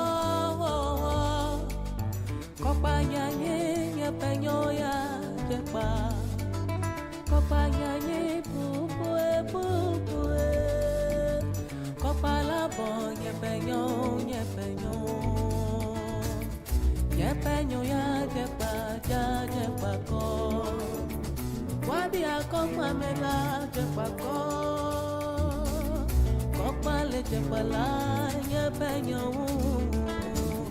babara kosi wane kamla bitila salaja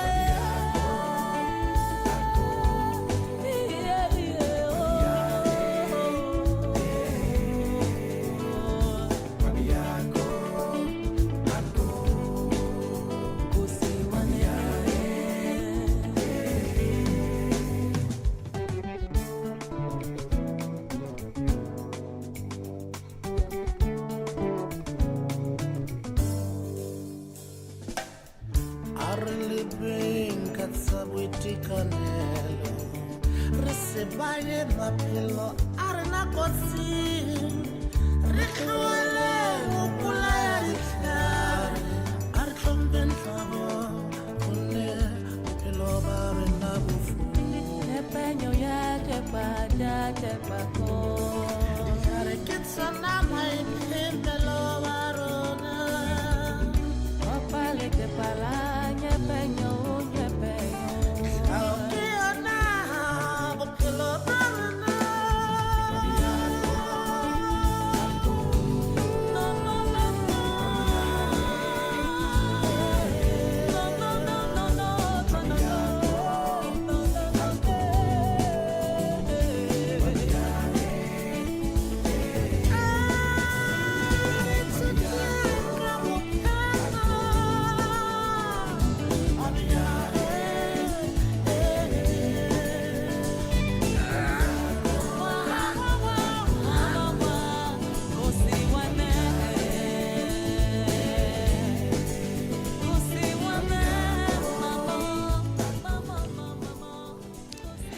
And that's Tibet Nohare Kokpa on that beautiful soundtrack. And it's just gone 8 minutes past 4 Central African time. And let's just go on a break and pay some bills. I'll be back for more. Franschhoek, get ready. The vibe is happening this March. The Monroe Jazz Festival Franschhoek is bringing more than 30 local and international acts for one unforgettable weekend, including DJ Zinke, DJ Kent, DJ Kent Zero, Layla Hathaway, Robert Glasper, and Bilal, plus many more. From 27 to 29 March 2026, experience the music, the culture, and the energy. Grab your tickets now at ticketmaster.co.za. Monroe Jazz Festival Franschhoek. Feel the energy. Live the moment. From football fields to finish lines, Eliud Kipchoge storms into the history books. Neto Chemane brings you sports on Africa at Play. It's just gone 10 minutes past 4 Central African time, coming to you live in our Auckland Park studios. And obviously we are officially in the last hour of the show. And actually it has been a full packed show here on Africa at Play. I mean, like having two guests on the show. But just to move on onto your sports stories, starting off with soccer news, Esperance Sportive de Tunis produced a stunning display in Cairo to eliminate Al Ahly from the CAF Champions League, winning a 3-2 on the night and 4-2 on aggregate after Mahmoud Hassan gave the hosts an early lead. Esperance hit back, though Florent Danho and a Hamed Amini Togai penalty. Al Ahly forced a late equalizer with an own goal, but Hamza Jalesi redeemed himself with a dramatic 94th minute header to seal victory. Now, the Tunisian Giants now advance to the semi-finals where they will face the winner of Mamelodi Sundowns versus Stade Malien. Now, talking about Sundowns, Mamelodi Sundowns will shift their focus back to continental duty as they visit Mali outfit Stade Malien at the Stade 26 du Mars in what will be deciding a leg, the quarterfinals of the Champions League on Sunday evening. Now, a place in the semi-finals is at stake, and the focus will be required from the Brazilians, who will need to emerge victorious by finding the net while keeping things clean at the back against a tough opponent in Stade Malien. Now, Bafana Bastille find themselves with one foot in the quarterfinals following a convincing 3-0 victory played in their backyard. Previewing the encounter, coach Miguel Cardoso stated that the focus is on the specific leg. He further stated that the first leg result will not matter to his charges. Let's take a listen.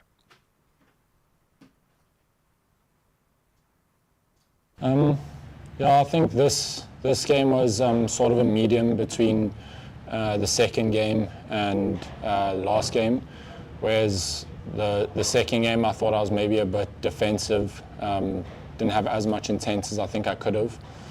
And then the last game I thought maybe I was trying to play a shorter ball and sort of just try and play, as I said, a shorter ball, whereas this innings I sort of just tried to play what was in front of me. Normal cricket shots and just waited for the ball in my area. The chat amongst the team was I think we just need to assess better, especially us top 3, top 4 out there. We need to assess the wicket better and then relay information back to the dugout and to the incoming batters. And I think this wicket was a little bit easier to bat on, which obviously helped. We weren't too sure what to expect. So we try to expect the kind of wickets that we got in the first 3 games, and if it was better to bat on, then take advantage of that, and it was nice to bat on tonight. I'm not sure if it really played a factor. I don't think it really turned much throughout the innings. It might have sort of slide on with the dew, but I don't think it was an advantage or disadvantage tonight. I've loved every second of my first tour with the Proteas. The lessons I think I'd take is probably just the pressure and the scrutiny and how to sort of deal with it. I don't think anyone masters how to deal with it or anything like that. But I think the more you do it, sort of the more accustomed you come to it. So that's the main message that Coach Shooks said to us before the tour, especially us newcomers. That the pressure will be the sort of scrutiny and everything's looked at through a microscope, and just how to deal with that. So I think that's the lessons I'll probably take. I love having Kesh as my captain. He was my captain at SA20, and just the compassion and the kindness, but also the excellence he drives from the young guys, but everyone in the team, is something that us as youngsters can look up to. Just the calmness that he holds himself to, and the rest of the team follow suit. It's amazing to have Kesh as captain. I would say my game is definitely, or I've tried to take my game to another level. It's more I think for most people the talent is sort of always there, but it's hard to use that talent and the decision making that comes with it. And that I think is the key the higher up you go in this game.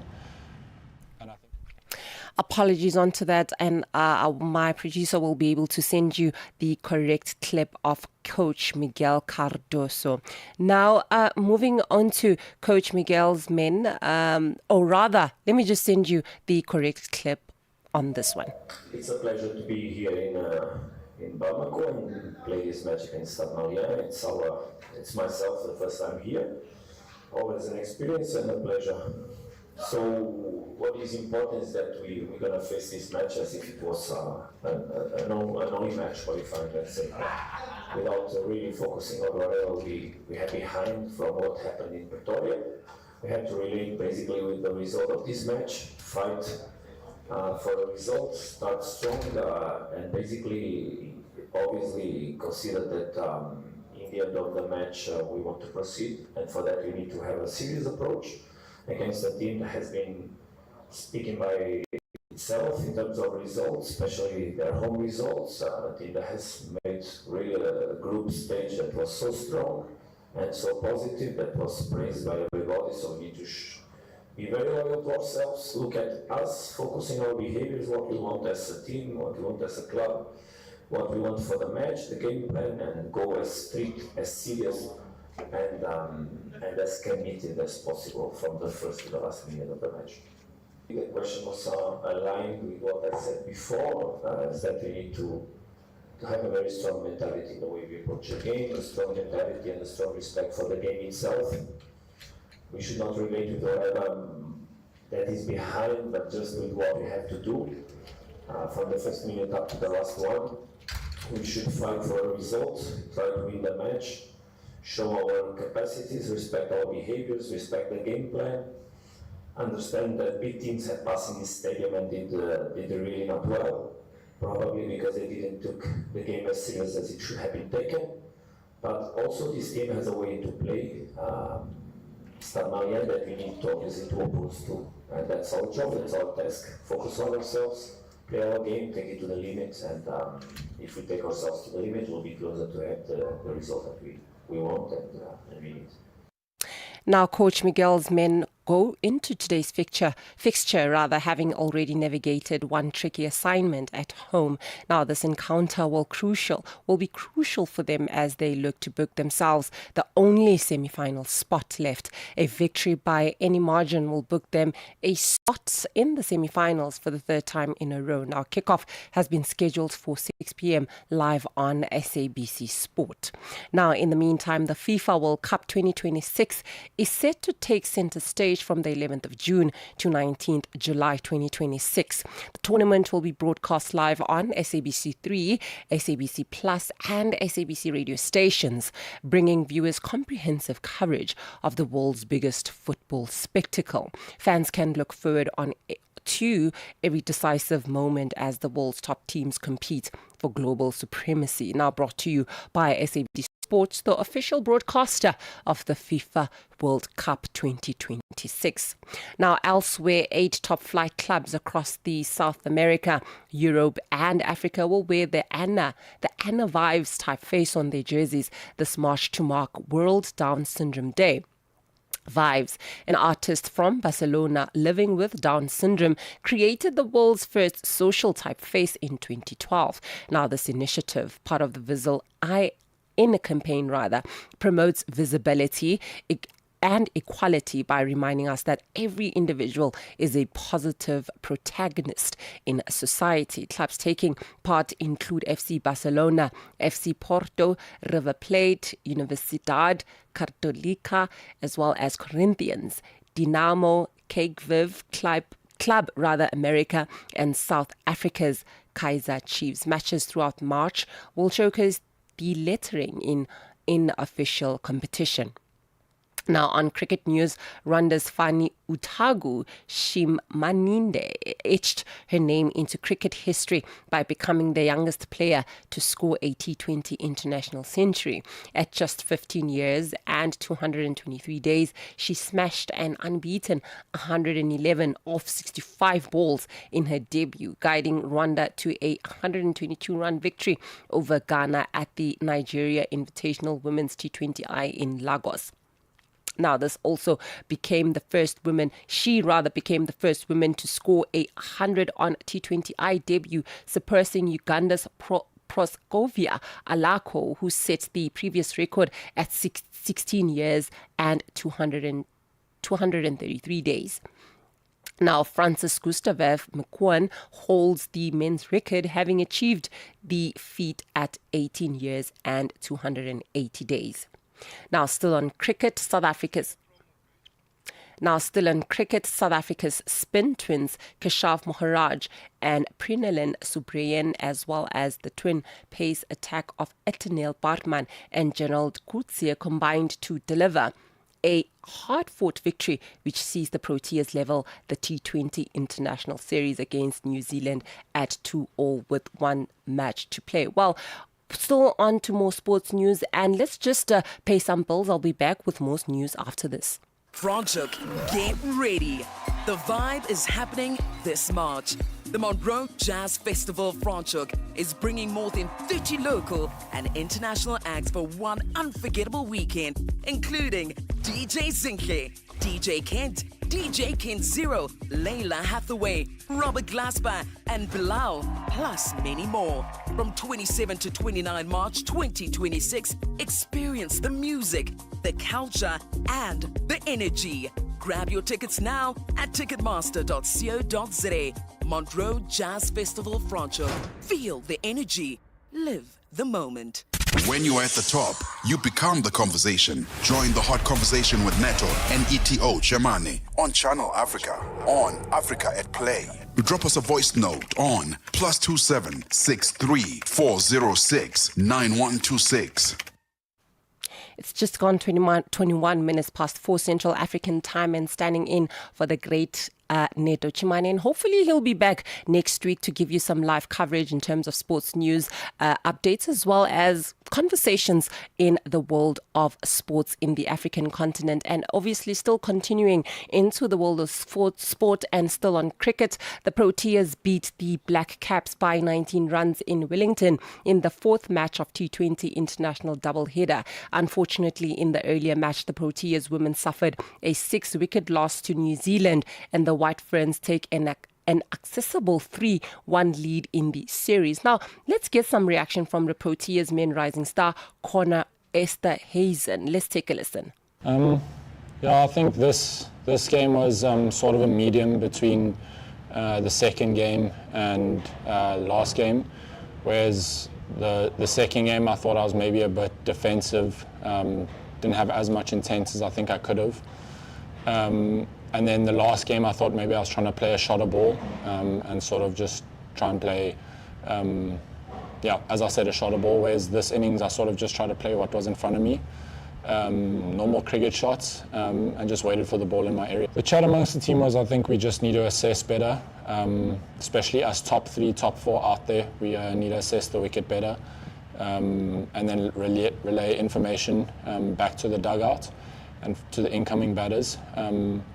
And I think this wicket was a little bit easier to bat on, which obviously helped. We weren't too sure what to expect, so we tried to expect the kind of wickets that we got in the first 3 games. And if it was better to bat on, then take advantage of that, and it was nice to bat on tonight. I'm not sure if it really played a factor. I don't think it really turned much throughout the innings.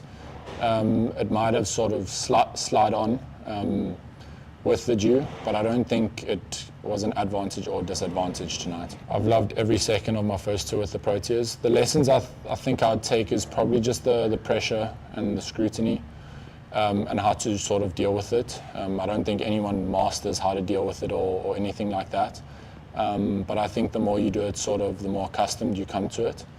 So that's the main message that Coach Shooks said to us before the tour, especially us newcomers, that the pressure will be the sort of scrutiny and everything's looked at through a microscope, and just how to deal with that. So I think that's the lessons I'll probably take. I love having Kesh as my captain. He was my captain at SA20.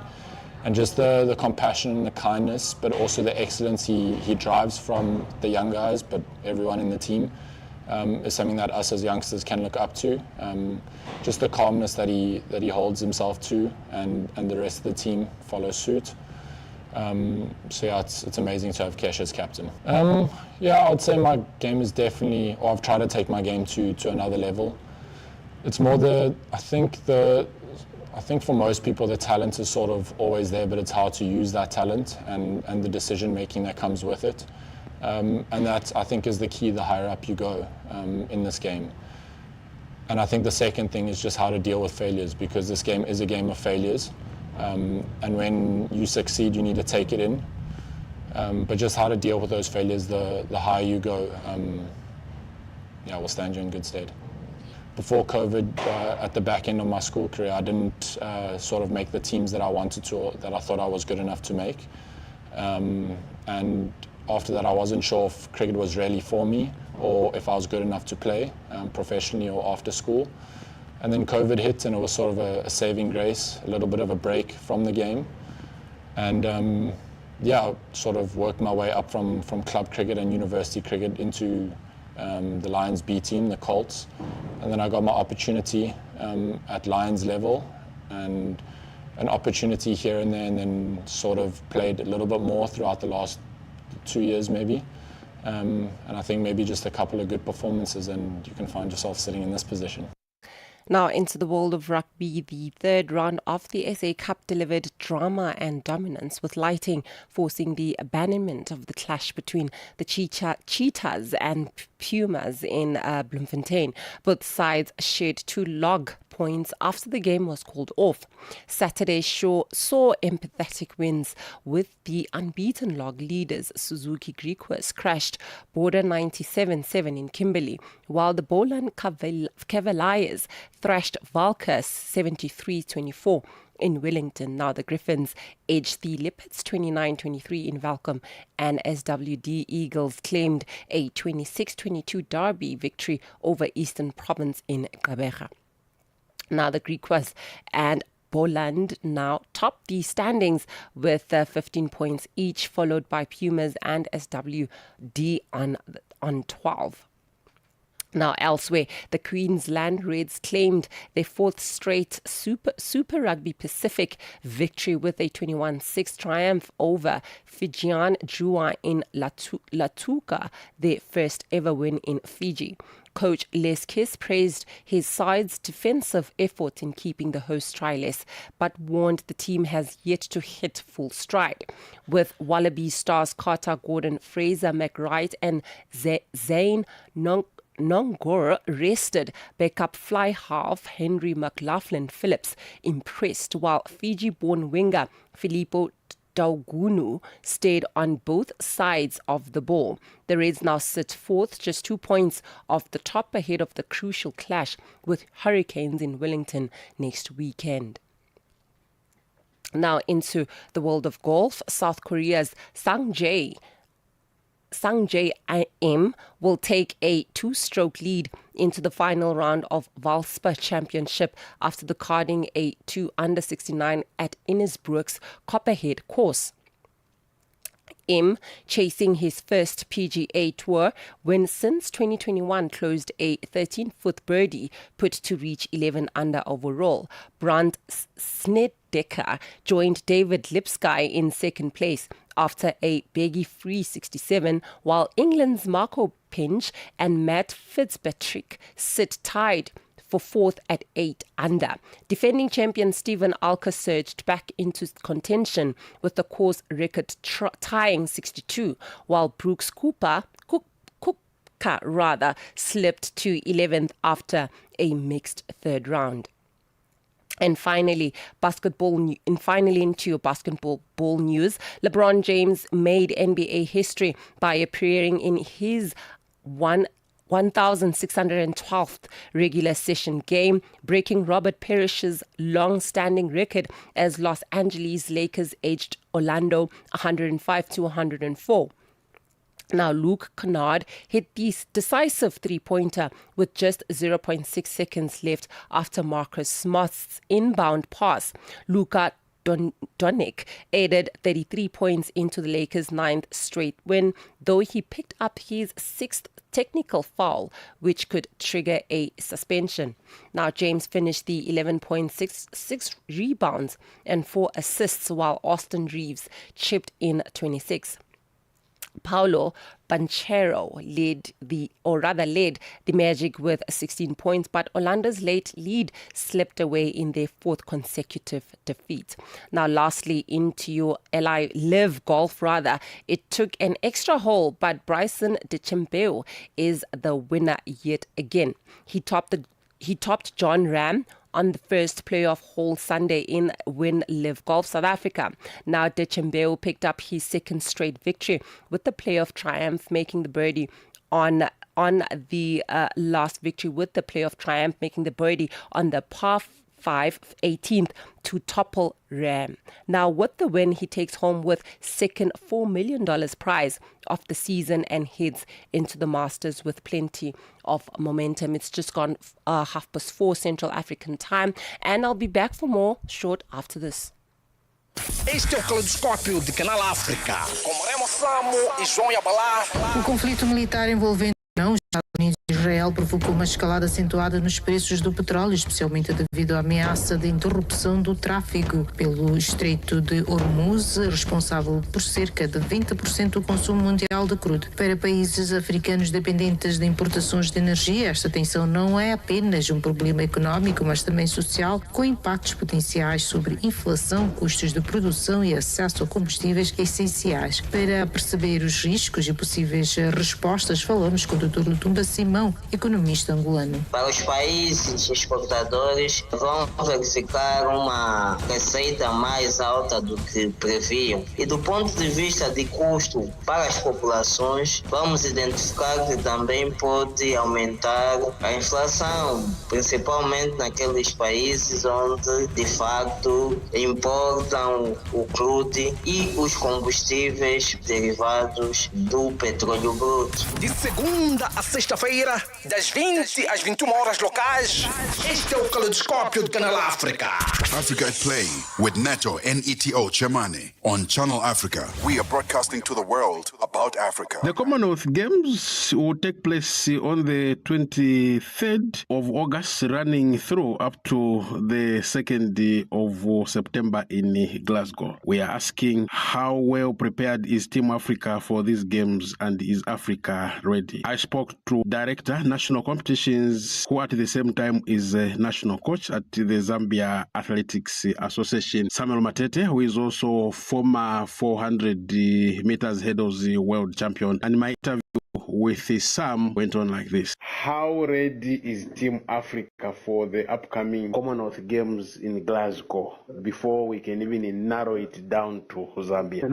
This is a very important competition for all the Commonwealth countries, former colonies of Britain. So it's a political games, these are solidarity games, and it's very important for us, Zambia, to participate. Even beyond winning, we have to participate because we are part of this great initiative, or we are part of the Commonwealth countries. So Africa has been and has always been ready to participate in these great games. I think, of course, we have great countries or big countries like Nigeria, South Africa, and Kenya. Of course, you can't forget Kenya, and a few others that are a force to reckon with. So I think Africa is ready, and Africa is looking forward to feature some of the best athletes and both men and women at these games. Not forgetting that South Africa is eyeing for the bigger dream, as you know, Nigeria, and then we can't rule out some of the individual countries that have athletes that carried the flag. Of course, Zambia is one of them. We had Muzala, who did us proud last time, and we're hoping that he will be in good shape this year again to carry the flag. We have other countries as well, not forgetting Tanzania, and of course, just a few to mention. So we are definitely looking forward to that. Tom, for the sake of our listeners, they would want to find out, for those who would want to know, how has been Africa's performance at Commonwealth Games? How have we been faring all these years? I think it has not been bad. It has been very much fair. If you look at the last Commonwealth Games I believe were held in Glasgow again. If you look at the last performance, I think it was not bad. We had some of the countries who came out very strong. Nigeria was there, South Africa, although not much, and a few others that got some medals, not only in one sport, but several sports. So I think, if we look at how we performed last year, I've just not gone into detail to really see the medals that we collected as Africa, as a continent as a whole, but we did well. I think we did, and I hope and I know that even the coming Commonwealth Games we will do possibly even better. So there is this tendency by African countries of embarking on preparations when they have got only a few months to go, and it's like, from what we are witnessing on the African continent, we are not seeing much when it comes to preparing for the Commonwealth Games. Yes, I think as Africans to put in the necessary resources that we need to prepare for these games. That I think we all know. Let me give an example of our individual preparations by various or different federations. There is no holistic approach by the government or purposely by the government to say we are going to put in so much funds to prepare for these games. Remember, if we're going to prepare for the games, we also need some preparatory competitions prior to the Commonwealth Games so that we can monitor the athletes' performance as we head into the major games. That, of course, we have not done much on that, and we have not really supported the athletes when they need us, so that they can perform during the games. And we are hoping that that and with the coming of the games, because remember, we already know it was announced that the Commonwealth Games will be held in Glasgow, and we know the date, we know the month. So it is up to individual countries now to start preparing for that. Now, as far as how preparations are going, it is difficult to know which country is putting so much, which country is already doing its part to ensure that the athletes perform. That is difficult to know, but we can only wish the athletes the best of their luck, and just like they say, you get what you put in. So it's all about that, and that's why you notice most of the countries end up not sending many or not winning medals, a lot of medals, because of partly because of that. And most countries don't even win medals partly because of that. Would you be in a position to know how many sporting codes Zambia will be sending to these games? Okay, I cannot exactly know, but I know that we are sending athletics, we are sending judo, we are sending boxing. Those are some of our sports that we are very strong in, and we've gotten medals in those sports. So I wouldn't know exactly. I think the National Olympic Committee of Zambia, through our president, Mr. Alfred Foloko, they will be able to announce, maybe they've already announced the sporting codes that are going to represent our country. Let's look at athletics. We know that Zambia has been faring well when it comes to athletics through the likes of Mzala Samkonga. How many athletes are we sending, considering that yourself, you are coming from that background? Well, no doubt whatsoever, Mzala did us proud at the last Commonwealth Games. But again, I think we have to ask ourselves, what have we put in to see another Mzala? What have we done, or what are we doing to see another Mzala also, so that we don't only embark on one athlete coming from athletics? And I think if you notice, ZA has gone through transformation. And now ZA is going through a transition. We are moving away from just that one athlete to giving more opportunities to the athletes to qualify. And so far, although we have not started competition, we have seen one or two competitions so far, but I think we are yet to see how many of our athletes are going to qualify. This is in athletics. We don't know about judo, we don't know about boxing, and other sporting codes that are going to qualify. But so far, of course, we know that Mzala has already qualified, looking at the performance that he brought to the table this year. But we are also looking at other athletes, in particular our female athletes, who will qualify, to ensure that at least we send a decent contingent to the Commonwealth Games. Sam, are you going to use the forthcoming Commonwealth Games as a springboard or as preparatory event for the forthcoming 2028 Olympic Games in Los Angeles? Would you say the Commonwealth Games will help you to prepare for the upcoming Olympics in 2028? We've always been preparing athletes, and in a personal, I'm very much involved in that area of contributing to the future Olympians of Zambia. And I think the biggest challenge that we face is support. I know as a nation, we are a winning nation, and there's nothing wrong to that, because we should, and we belong in that area of winning. But there's also the other side where we say, what are we putting in to ensure that we are part of that winning nation? And this is a difficulty period, because we don't fully support our athletes who need us at the time when they need support. Currently, as I speak, we have some athletes, I believe, in Botswana who are taking part, or who will be taking a part in this weekend's competition in Francistown. They've been there, and they were there at the last competition. Of course, the results were not good, but they're slowly building up to the point when they now can start to qualify. There's a lot of things that the new executive is working on, and I believe that with this new transition and this new executive, I think we ought to see more progress to prepare athletes adequately and in view of the coming Olympic Games in 2028. As Zambia Athletics, what are some of the challenges that you are facing? What are some of those challenges that you might say, yes, we have these challenges as we are preparing for the Commonwealth Games? Athletes need training. That's number one. And when they need training, they need a facility that should be in line with international or where they are going to compete. We cannot train the athletes on grass and let them run and compete on grass when they are going to compete on a synthetic track or international track. So that's number one. So we need to put the athletes in the area where they can train and compete at that standard. And at the moment, the best place where we can train them is Ndola, because that's where we have the synthetic track. So athletes need to be exposed to this facility, need to train in the area facility, and then, of course, let them have competition also at the same place. Or if there's a competition like what's happening now, we have athletes in Botswana. They will need support for transportation. They will need support for accommodation so that they are able to compete in our neighboring countries like Botswana. There is also a number of competitions taking place in South Africa. They will need transportation. They will need accommodation so that the athletes are exposed to those competitions prior to the Commonwealth Games and these international competitions. That is a huge challenge that we are having at the moment. Just like as I speak now, there will be some athletes that will be competing at this weekend in Francistown. Now, Zambia currently, just like I said earlier, that we're going through a transition. We don't have the Timetronics that the athletes need to test their level of performance after training. And as a result, some athletes, national athletes, have to seek places like neighbors where they have an international competition and compete. And this is not like something that is bad. It's very, very good. And it's not that we don't have a Timetronics and the athletes cannot compete. No, they can still compete. But of course, there are times when they need to test their level of where they have reached in their training so that they can adjust. And in such circumstances, they need an international type of competition that should give them,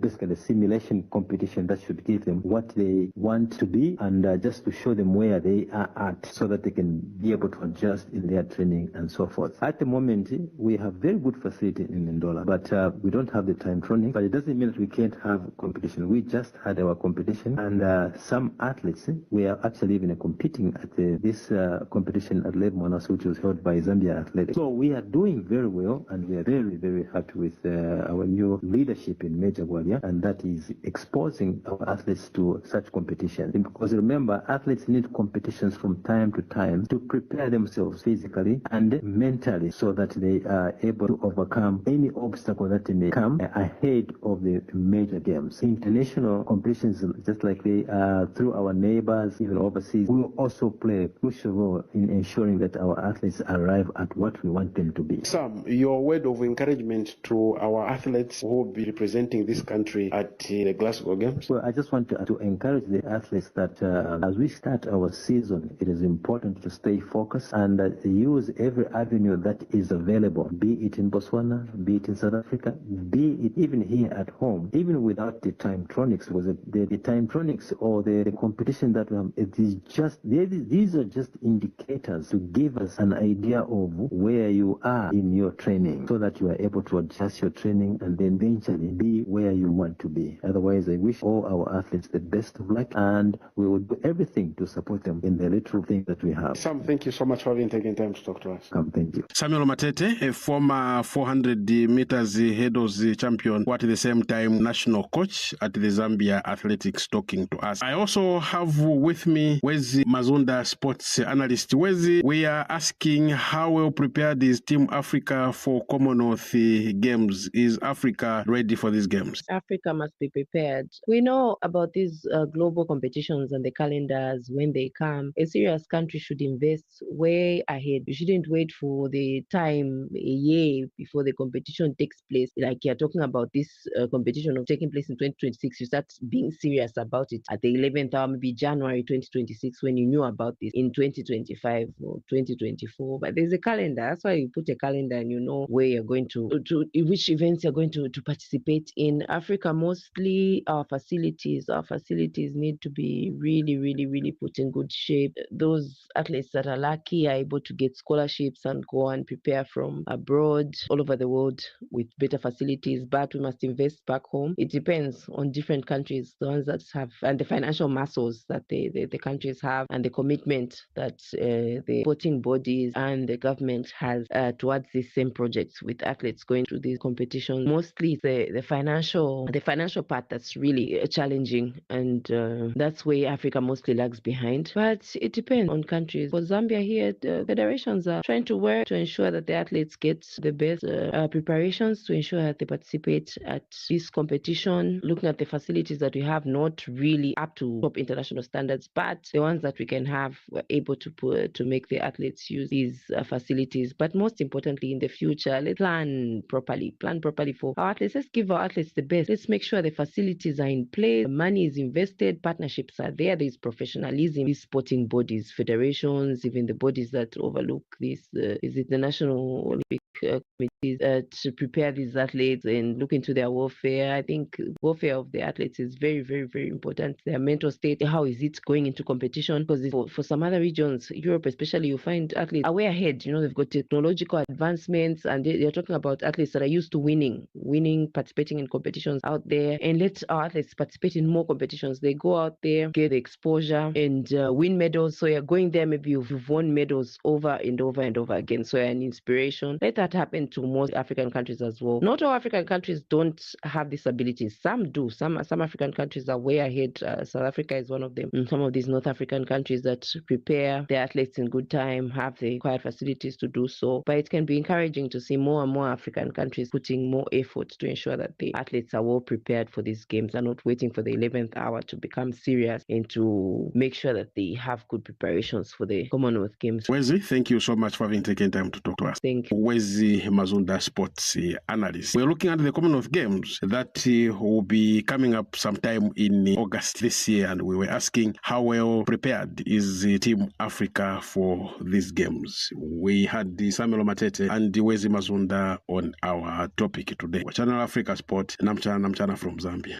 And that was Namuchana Lugezo on the topic of today, and obviously talking about the Commonwealth Games, officially known as the Commonwealth Games, as well as Glasgow 2026, which is actually planned on a multi-sport event scheduled from the 23rd of July to the 2nd of August 2026 to be hosted in Glasgow, and which is the largest city in Scotland for members of the Commonwealth of Nations. Well, basically, parts of the question was to actually ask whether if the African team is actually prepared for these games and whether if Africa is ready. Well, moving on to this now, the 3 Premier League matches, 31 out of the 8 before the Grand League finishes in May. But centre stage is headlined by the Carabao Cup and Arsenal versus Manchester City at Wembley Stadium. Our UK-based correspondent Geshom Nyati walked the streets to find out whether if the soccer fans are saying what they literally saying, and this is what he had to say. The Premier League returns to action following midweek European fixtures involving several UK clubs. 5 matches were played yesterday, delivering a couple of surprising results while one fixture was postponed. At the Brighton and Hove Albion, Danny Welbeck was on target as they stunned Liverpool with a 2-1 victory. It was also a tough outing for Chelsea, who suffered a heavy 3-0 defeat to Everton. Fulham secured a comfortable 3-1 win over Burnley, while Brentford and Leeds United played out a goalless draw. The Manchester City fixture was postponed ahead of their Carabao Cup clash later today. Attention now turns to today's fixtures with key matchups including Newcastle United versus Sunderland, Aston Villa against West Ham, and Tottenham Hotspur hosting Nottingham Forest. The headline fixture, however, is the Carabao Cup final showdown between Arsenal and Manchester City. On paper, Arsenal appear to have the edge based on recent form, but City remain a formidable force, making this a finely balanced contest. Now, here is what some of the fans had to say. My team is not in the final, and I have to be very straightforward. I support Chelsea. I'm not happy they are not in the final at the moment, but looking forward toward the final between Man City and Arsenal. With the present performance and the way Arsenal are playing this time around, although Pep Guardiola has the experience, he has been there for a long time ago compared to Mikel Arteta, but I'm giving it up to Arsenal. I'm telling you, based on their recent performance and the statistic. Hi, I'm Caroline. My prediction is Man City will win over Arsenal. They're a much better team, play much better, got a better defence, so I would suggest that they would win. Hi, I'm a Liverpool fan. Arsenal are going to win because they're in form and Man City are down. They're going down. They're just really not in form at the moment. They're out the Champions League, so forget it. Arsenal are winning. Hi, I'm Caroline. My prediction is Man City will win over Arsenal. They're a much better team, play much better, got a better defence, so I would suggest that they would win. My name is Yoba. I'm a City fan. I play for Habesha Football Club for Saturday League. I play as a right wing as well. And my prediction for 2-1 City. I know it's going to be a difficult game, but I hope Man City is going to win. Yeah, that's it. Hi, I'm Philippa. I'm really excited about the game and I really think Arsenal are going to smash it. Well, it's just gone 50 minutes past 4 Central African time. It's officially the last hour of the show. Basically, just a couple of minutes left. But just before I let you go, we are heading into Anika Lonji, who's going to be telling us what's happening on the show. Bonjour Prudence, bonjour à tous les auditeurs de Channel Africa, à tous ceux qui aiment Mix Vibration. Alors, on se retrouve tout à l'heure, ça sera à 17h, juste heure d'Afrique du Sud. Ça sera pour savourer de la bonne musique comme nous le faisons tous les week-ends, tous les dimanches. Les habitués savent comment ça se passe. Et aujourd'hui, dans notre segment dédié à la femme africaine, nous allons recevoir pour vous les artistes Nabouchou, Rima et Sista Rabi. Elles sont toutes du Sénégal. Et ça sera pour avoir une interview exceptionnelle à l'occasion de leur grand concert qu'ils vont livrer le 4 avril prochain. Ça sera à l'occasion de la fête nationale du Sénégal. Donc, chers auditeurs, restez connectés, n'est-ce pas, pour savourer cette belle musique que nous avons programmée pour vous et également pour suivre cette belle conversation que nous aurons avec ces talentueuses artistes. À tout à l'heure. Merci beaucoup. Well, that's happening straight after this show on Channel Africa on Mixed Vibrations. And just before I actually conclude on today's show, I mean, like looking at one of the top stories that has actually happened within today is that Live Golf is heading back to South Africa in 2027, and it's going to be a huge event. I mean, like the tournament will take place at the club at Steyn City from April the 22nd until the 25th. 2027. Now, this is a massive deal for the South African golf, and also fans are already excited. I mean, like we've seen over our social media platforms on how much exciting it is again to have Live Golf, as well as looking at the 2026 event, which actually broke records, attracting over more than 100,000 fans, as well as showcasing the country's passion for golf, as well as the event actually promises to be an unforgettable experience with world-class golf, live music, as well as entertainment. I mean, like some of the biggest names in golf will be competing as well. I mean, like tickets for 2027 event go on sale from March 22nd, March 22 till the 29th, 2026. So you need to mark your calendars in terms of that. Now, looking into the world of sports in and around the continent, now we are looking at the world of football at the Premier League on a match currently playing where we see Aston Villa versus West Ham, where Aston Villa is actually leading the match against a 1-0, as well as Tottenham versus Nottingham, where we see it is a live match and it's still a 0-0 match, as well as looking at the live matches, but then it's still half-time on this one at a French league where Lyon versus Monaco, while Lyon leading that match against Monaco, as well as looking at Germany, rather, Mainz versus the first. Well, it is a 1-1 draw against the two teams, as well as it is an ongoing match, as I've mentioned earlier on, and also looking at Italy, where Atlanta versus Verona are half-time, and Atlanta leading against Verona on that, leading to a 1-0.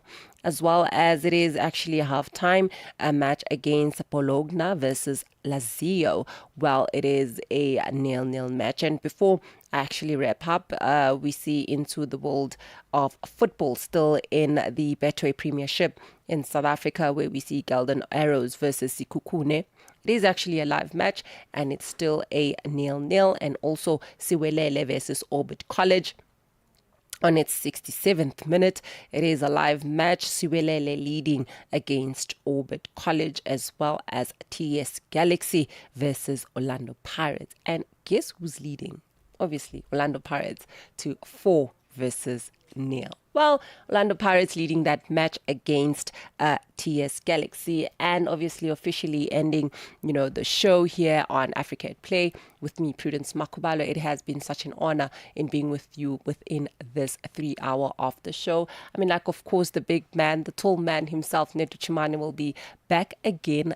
Rather, not again, but we'll be back next week, hopefully, for more, giving you the most greatest sporting updates, as well as news coverage around the world. Now with me, obviously not me driving this ship alone, obviously with my technical producer, Chuchu Maleka, as well as technical people, the digital team, being able to make things possible for you to be able to see me into this live streaming, as well as the producer who made things possible, Andy Mali, who made things possible in terms of the content creation on Africa at Play. With me, Prudence Makubalo. It's goodbye.